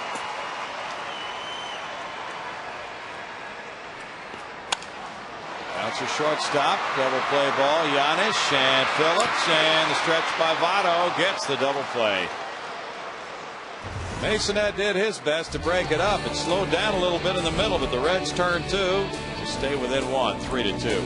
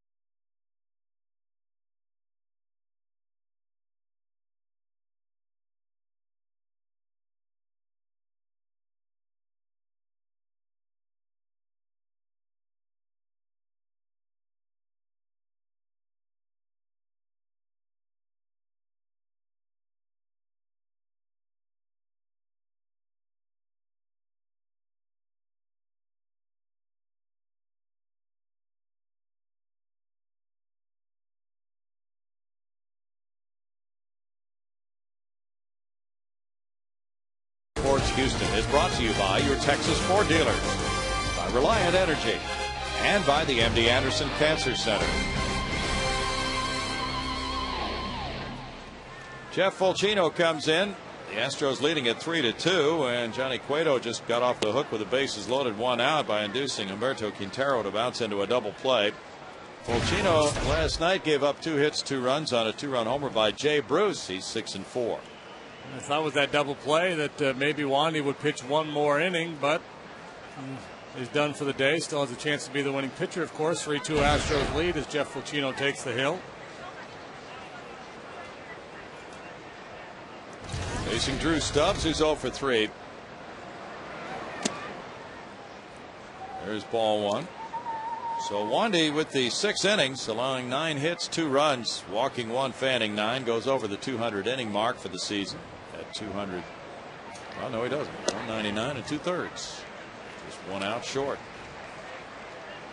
1 ball, 1 strike. Well, he's due to get 1 more start. And that would be presumably Friday night at Citi Field in New York. Roll to shortstop. Tejada to his left. And now Patty Smith is here. Let's join her. All right, thanks so much, guys. As is tradition, the first game of the season and the last home game of the season, Drayton McClain, and your exit interview here. Obviously, this season hasn't quite gone the way you anticipated, but what can you take away from it, positive or otherwise? Well, when we started the season back in spring training, we thought we'd have one of the best teams the Astros have had, and due to injuries and just a lot of circumstances, we have not played well. You know, if you'll think back, 6 weeks ago, we were 1 game out of first place, competing with the Cardinals, and then it just went downhill.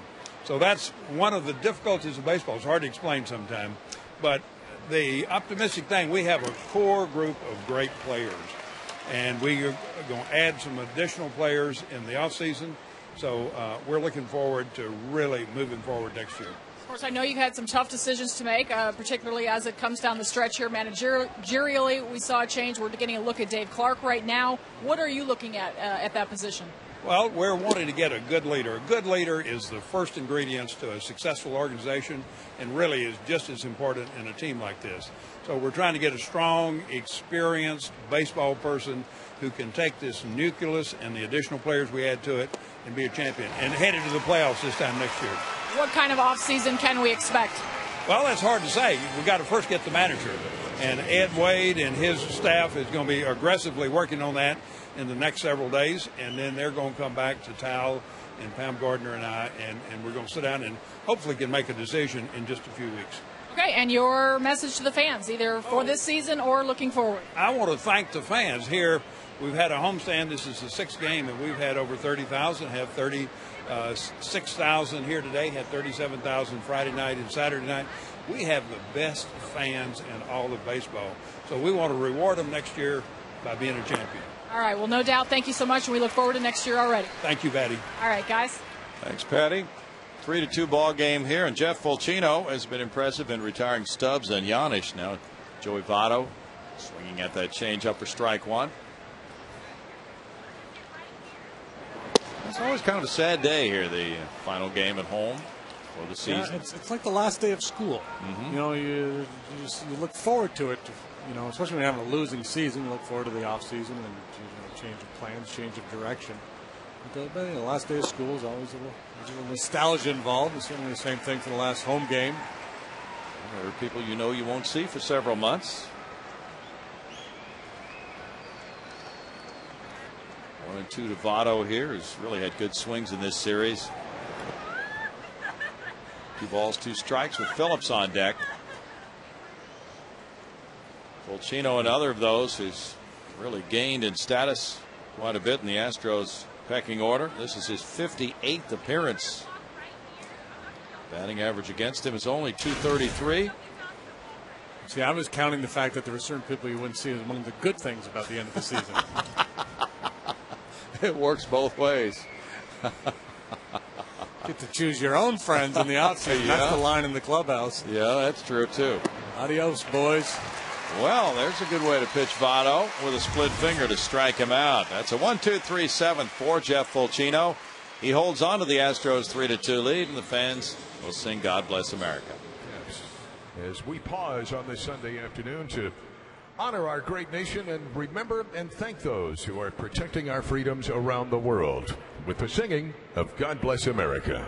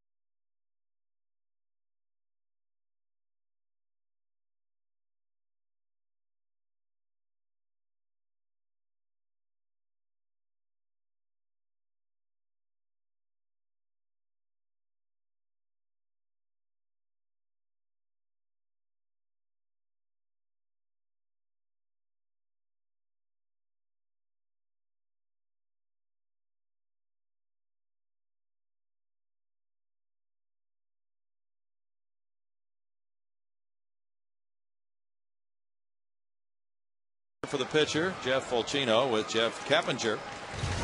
Keppinger against Cueto. And there's strike one for Cueto on the breaking pitch to Keppinger, the former Red with a .257 average, 7 homers, 27 runs batted in. He's done well pinch hitting, 5 for 13.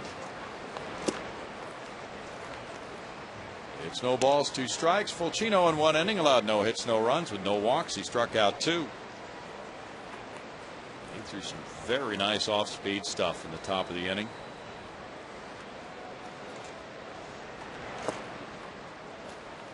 One and two. Bourne and Tejada to follow Keppinger here in the Astros 7th inning. Phillies lead at Milwaukee 6-1, middle of the 5th inning. Jimmy Rollins hit his 21st. Still a 1-ball, 2-strike count. Mike Cameron belted number 23 for the Brewers. A really dismal start. Jimmy Rollins has turned it around, had a pretty good season. Troy Hawkins warming up for Houston. Broken bat roller. Cueto can't glove it. Here's the barehanded play. Yanish. Really a good play by Yanish.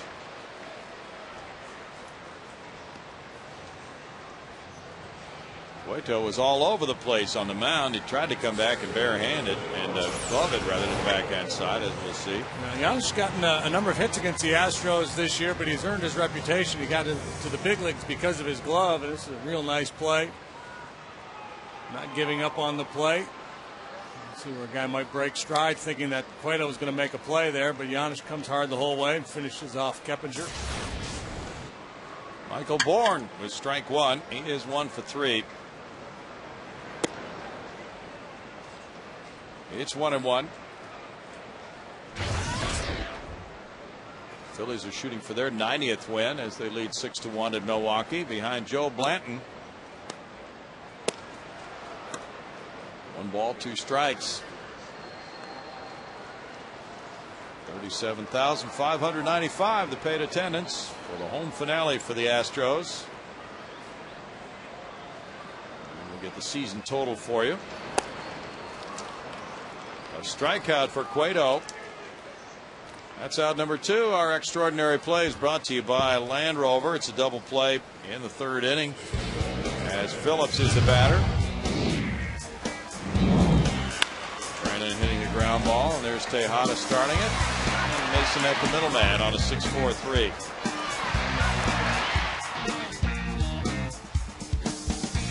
The Astros home attendance will be over 2.5 million this year. Strike one to Miggy. Miggy might be getting his last shot at extending his hitting streak to 14 games. He's 0 for 2 with a walk. Still a good heater there from Cueto here in the 7th inning. 94 miles per hour. That's pitch number 93 for him.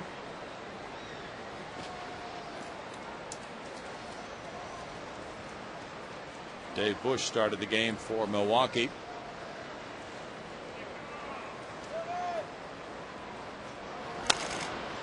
Tejada fouls it back, and it's 1-2. The Astros trail the Reds by 2.5 games for 4th place. Reds go home to play the Cardinals and the Pirates to finish out their season.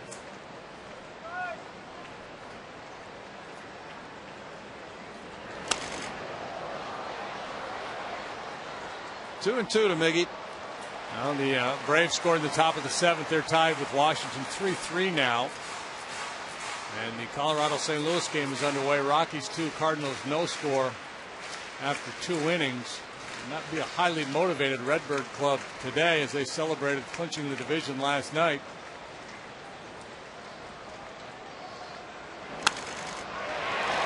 Fair ball, and it kicks out, and Tejada might have a shot at a double. He's going for it, and he will make it. Another double for the league leader, number 45. 14-game hitting streak for Miggy.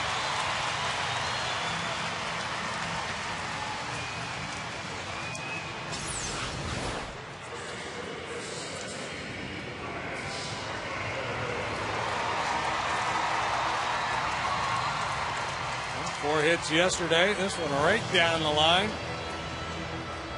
We'll turn on that inside pitch. Boy, he loves to hit in this ballpark. You know it. He's aboard for Berkman. Berkman 0 for 2 with an RBI as a walk. That's ball one. Boy, Tejada has a big week on the road. He can be in Craig Biggio company with 50 doubles in a season. That is high cotton.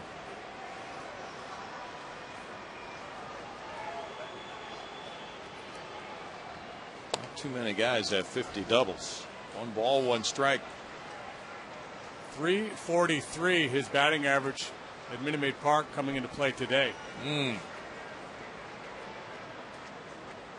of his 13 home runs coming here.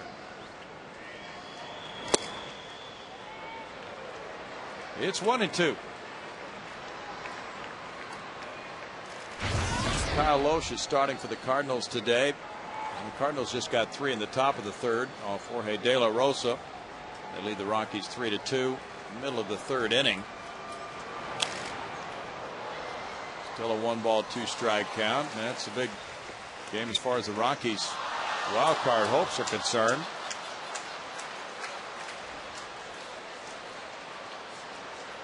With Atlanta trailing them by 2.5.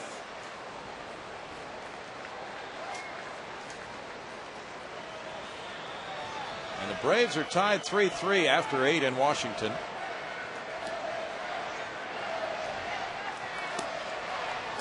Good slider struck him out, and that ends the 7th. No runs, a hit, and a man stranded. 3-2 Astros.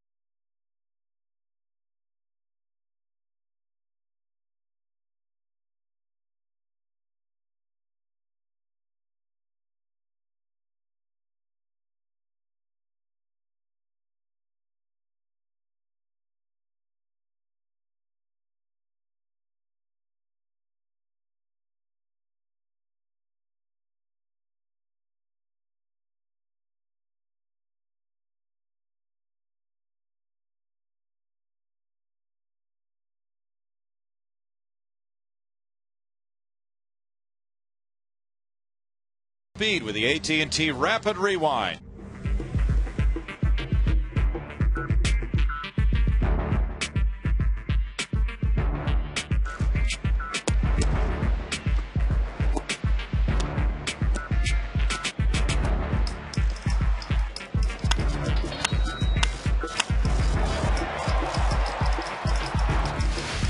AT&T, the nation's fastest 3G network. AT&T, your world delivered.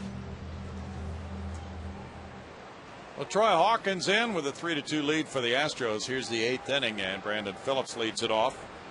Phillips is 1 for 3, reached on an infield hit, and he scored. Swing! Well, he did, and Jeff Blum made a nice play.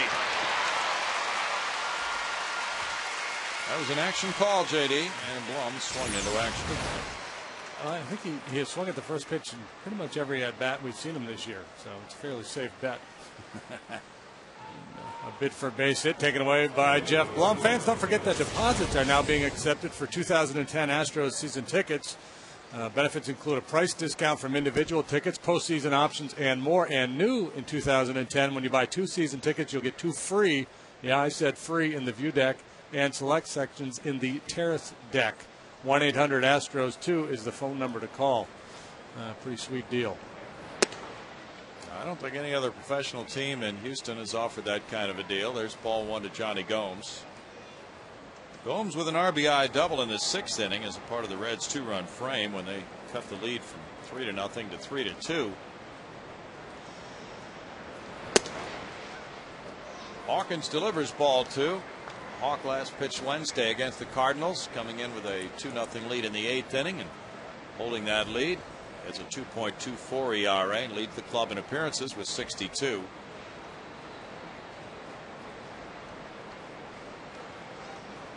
Nick Massett warming up for Cincinnati.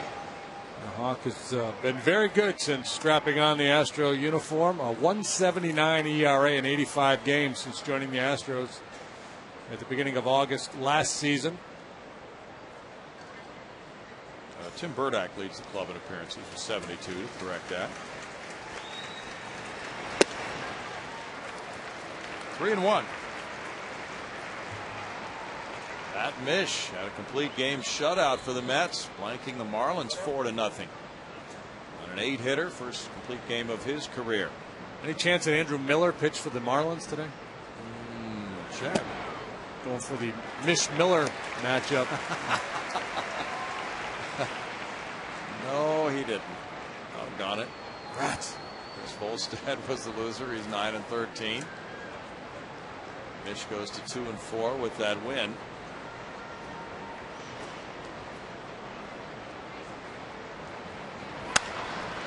And a liner heads for the right field corner. That one bounces and goes to the wall. Hunter Pence picks it up. It's a double for Gomes, his 2nd of the game and 16th of the year. He's been a real nice pickup for the Reds with all the injuries they've had in their outfield. He's provided some necessary pop. A couple of doubles today, 20 home runs on the season. Now the tying run in scoring position for Jay Bruce. We go to Greg Lucas. We're going to take our last look at our shortstop poll. It's going down to the wire, but right now Adam Everett is leading Miguel Tejada by a fairly small margin, but then there is Craig, don't call me Shane Reynolds. He's also in there with 25%. Dickie Thon is 4th, and Dennis Menke has no friends. We did get one. People just don't remember Dennis. Well, they had one right in for Roger Metzger, and that's good because he was great with the glove too. Guys, he was Everett before Adam Everett, many years before. He could flat out pick it. Jay Bruce has had a big series, 4 for 7, 2 homers, 4 runs batted in.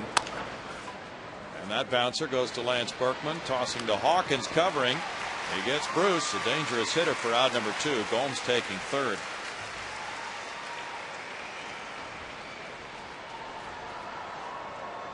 Now Hernandez, who had the RBI single in the 6th inning and is 2 for 3. Reds have out hit the Astros 10-5, but they trail by 1. Hernandez made it a 1-run game with his hit into center field. That was one of 4 hits in the 6th inning for the Reds. They stranded 2 runners in that frame. They had a bases loaded 1-out opportunity in the 2nd with a pitcher Cueto batting. Didn't he break the Astros' heart with a home run earlier this year? Yeah, he did. Juan Hernandez? Yes, he did. Roll to shortstop. Tejada to his left. Not this time. In the 8th, it's no runs a hit and a man stranded at 3rd. It's 3-2 Astros.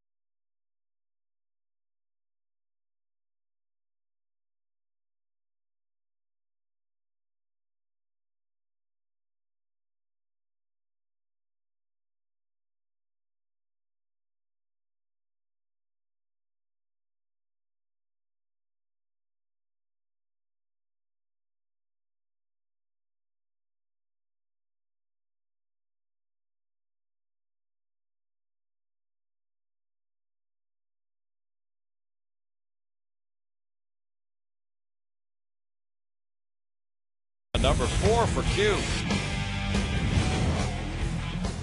Now 3-2 Astros coming up in the home 8th inning, looking for insurance runs against Johnny Cueto, and Jay Bruce staying in the game in right field after pinch hitting for McDonald. Lee, Pence, and Blum due to bat here in the 8th. And Cueto staying in, striking out 5 through the first 7, walking 4, giving up 5 hits and 3 runs.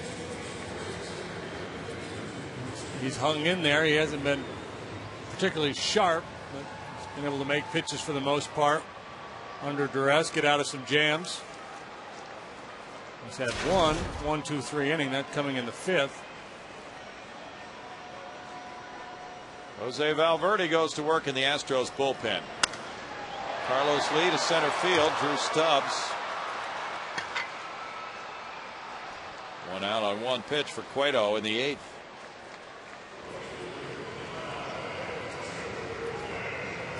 Well, looking for a new hat or t-shirt? How about the Astros.com shop?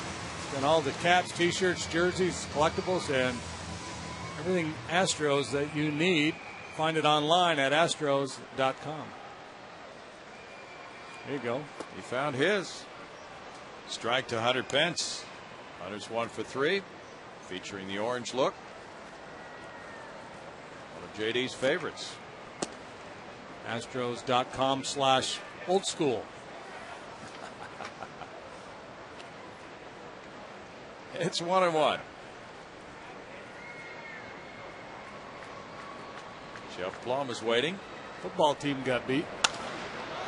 Liner to right field, and looks like a double for Hunter Pence. It bounces, it stays, it goes out of play. It is a double. That's number 25 for Hunter, opposite field. He's 2 for 4. He's had a lot of games like that this year where he looks a little bit lost early in the game. First 2 at bats today, he strikes out. But in the 6th, a single, and now a solid line drive double into the right field corner. Look out down there. Wow, look at the athleticism going up over that wall in pursuit of that ball. That's a risky play, but he pulled it off. I think those are our screeners, our security screeners for the flight. Oh, yeah. Just tremendous agility. CSA people. Jeff Plum's 0 for 2 with a walk. And there's ball 1. The Astros,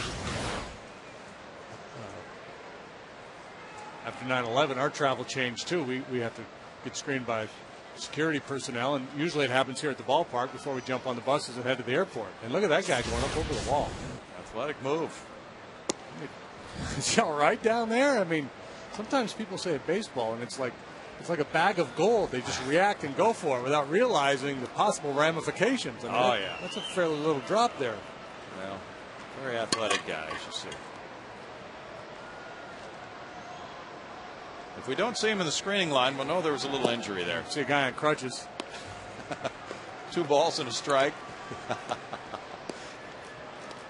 Now Blum would love to get this insurance run home with the Astros up by 1. Give Valverde a little more working room for the 9th. Rosales due to lead off, then the pitcher spot, then Stubbs.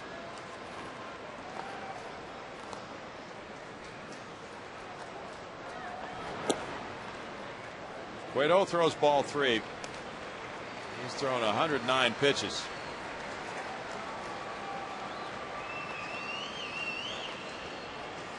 Yankees lead the Red Sox 3-2 in the bottom of the 6th inning.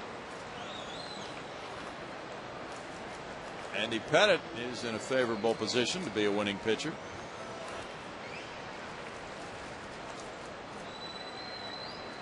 Edwin Masonette's on deck. 3-2. Well, they go to extra innings in Washington. Braves 3, Nationals 3 after 9.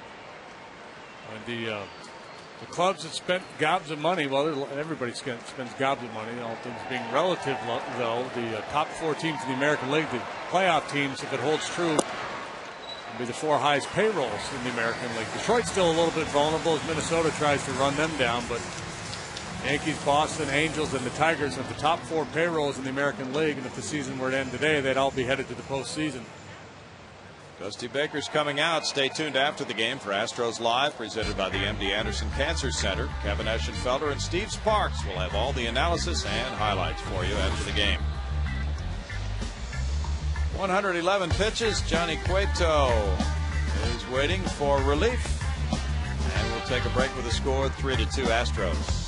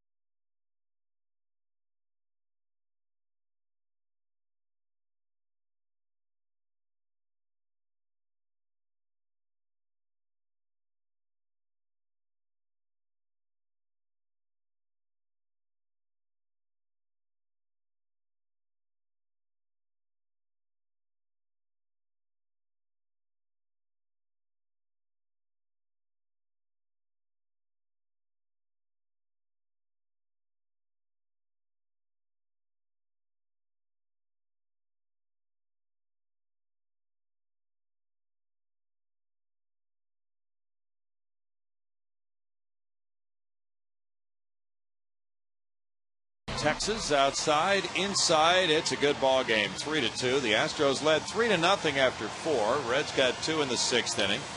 Now is it still a 1-run lead? Nick Massett comes in.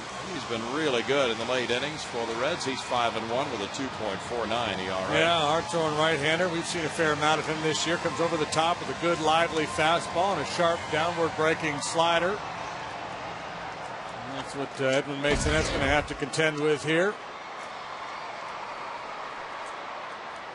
Edwards 0-2 with a walk. Runners at first and second and 1 out. Quintero's on deck.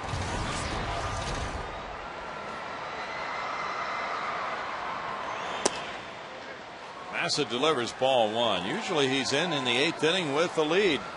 Well, that shows you what Dusty Baker thinks of his team's chances to come back and win, that he would pull Massett out of the bullpen again in this situation. He leads the staff in appearances. Is not allowed to run in his last 8 appearances, covering 7 innings.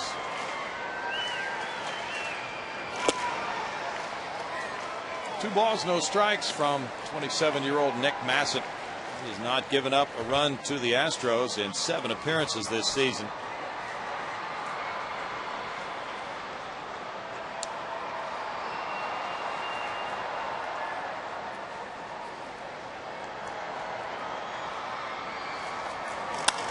Masonette with a grounder, double play ball. Massett fires to Giannis. Giannis back to Votto, and that ends the 8th inning.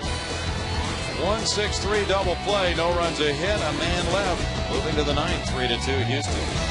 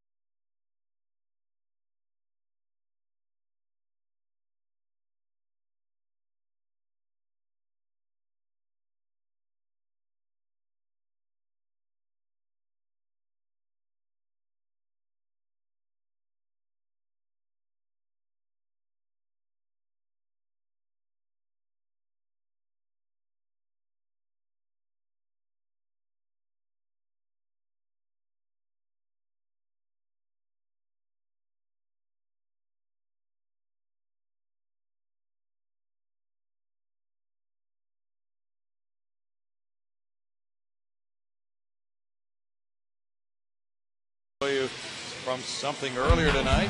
Today, Wandy Rodriguez getting in position for win number 14 with his work.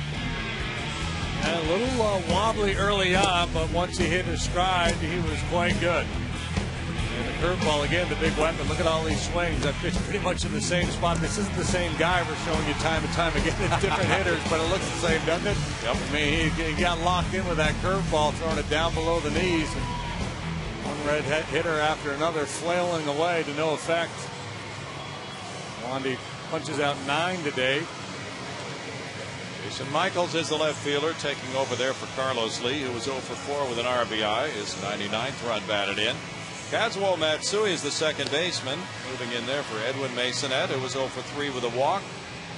The new pitcher is the closer, Jose Valverde. Valverde goes into the 7th spot in the order. Matsui bats 9th, and in the 4th spot, it's Michaels. Well, 1-run lead to protect here for Valverde, and Dusty Baker will go to his bench. So important to get that lead man. Here are the numbers on Jose. He's working for the 50th time, 4-2, 24 saves, and 28 drives, a 2.12 ERA. Juan Francisco is going to be the pinch hitter for Adam Rosales. Rosales had a hit and a walk. Francisco started the first 2 games of the series against right-handed pitchers at third base for the ailing Scott Rowland. He's had some good swings in this series. Lance Nix comes out to the on-deck circle with a pitcher's spot due up next.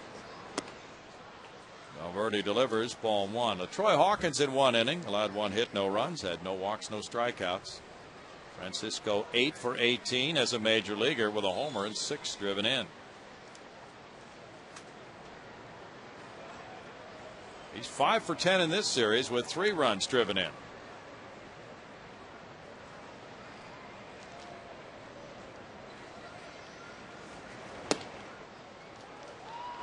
It's 2-0 to Francisco. Francisco's got a lot of pop, good power numbers as a minor league hitter. And now he's had a couple of pitches, so he has had a chance to time Valverde a little bit. Big pitch coming here. You don't want to walk the leadoff man. Probably feel like you have to challenge him.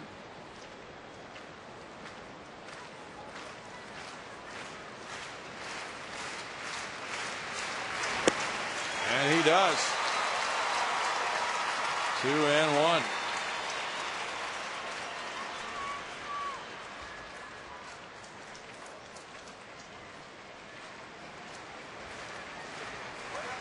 Valverde got save number 24 Wednesday night against the Cardinals in the 3-0 win. He falls behind 3-1. That was his first save situation since September 12th.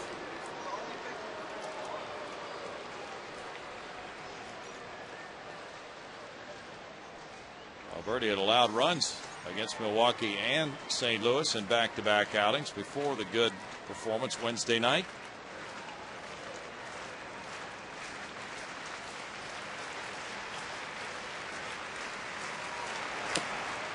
Gets it by him, and it's a full count to Francisco, the 22-year-old youngster. Francisco swing a little long and a little slow right now, trying to load up, taking a big aggressive swing against Valverde. And he's way behind that fastball.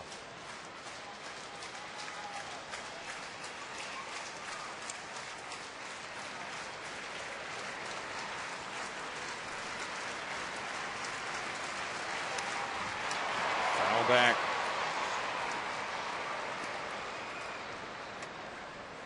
If he can protect Wandy Rodriguez's 51st major league win, Wandy has a career record of 51-51.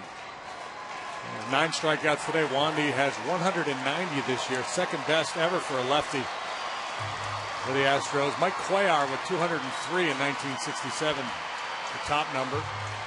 Wandy'd really have to go off in New York to get that. Still 3 balls, 2 strikes. Valverde's pitched twice against the Reds this year with an 0-1 record, giving up 2 runs in 2 innings.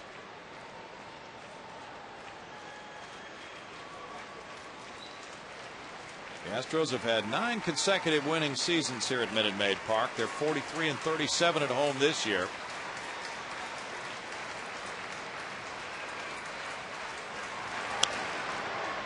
Here's the battle continuing at 3-2 with a Francisco foul ball.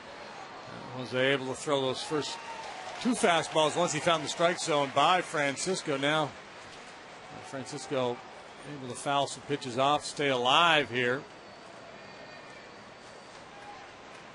That's the dangerous thing about this ballpark. A left-handed hitter, you could beat him with a good heater. Yeah. And he could be a little late and pop one into the Crawford boxes on that. True.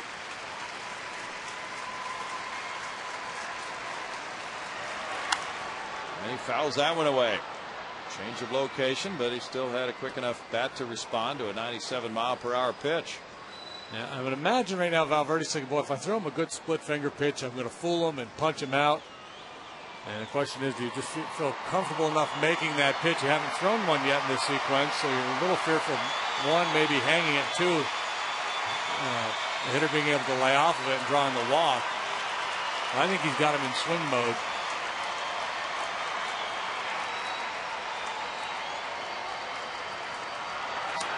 It's ball 4. Not close enough. Lead-off walk. And that's what happens when the guy stays alive and he starts to fight off the fastball. So your mind as a pitcher, you go a couple different ways. Well, do I come off of it with, in Jose's case, a split finger pitch, or do I reach back for a little more? And more times than not, when you think along those lines, you overthrow the pitch and you make a bad pitch and you end up walking the guy. So maybe if he had to do it all over again, he might have taken a shot with the splitter. Plan B would be just to paint with a good fastball, but Jose doesn't really think in terms of painting with his fastball. He's not really aiming at corners. He's just letting it fly. 240 for Nix, 14 homers, 42 driven in. As a pinch hitter, 8 for 33, 1 homer. He's driven in 5. That bat starts the way the last one did. Front side flying open a little bit, missing high and away with the fastball. And one way to make an adjustment might be to throw a split finger pitch, a pitch that you have to stay on to finish. Make a quality pitch with the splitter. You really have to concentrate on finishing your delivery, and that might help him with his fastball command. Valverde has not given up a run in his last 11 save opportunities, dating back to August 7th. There you go. That's it. 1-1. He's converted his last 18 save opportunities. And since July 6th, in those save situations, his ERA is 0.47. That could have been a big pitch for him in this inning, the one you just saw to get the count to 1-1 on Nix. Taps it to short. Tejada with a shovel. Matsui the middleman. 6-4-3 double play. And that was a big pitch, and then the one he just made, obviously even bigger, but the one before, the first split finger pitch, kind of gives him the confidence to come back with the next one. Nix beats it into the ground in an easy double play.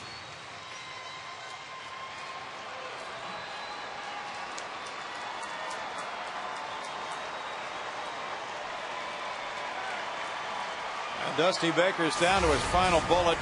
And he's calling on Kevin Barker, a left-handed hitting first baseman, rather than Drew Stubbs. Stubbs 0 for 4 with a couple of punch-outs, yielding to the pinch hitter Barker.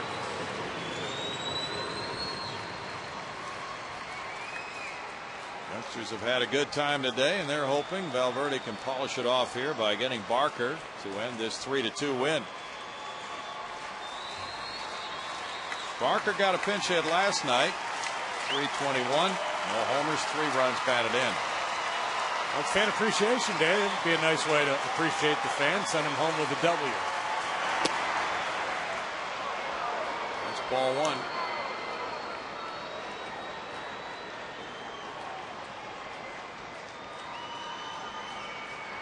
Walker started a game against the Pirates September 1st. He went 2 for 4 and drove in 2. This is his 15th straight appearance as a pinch hitter since that start. 1 ball, 1 strike. Good crowd of 37,595. Watching a 1-run game as the Astros try to snap the Reds' 9-game winning streak over them.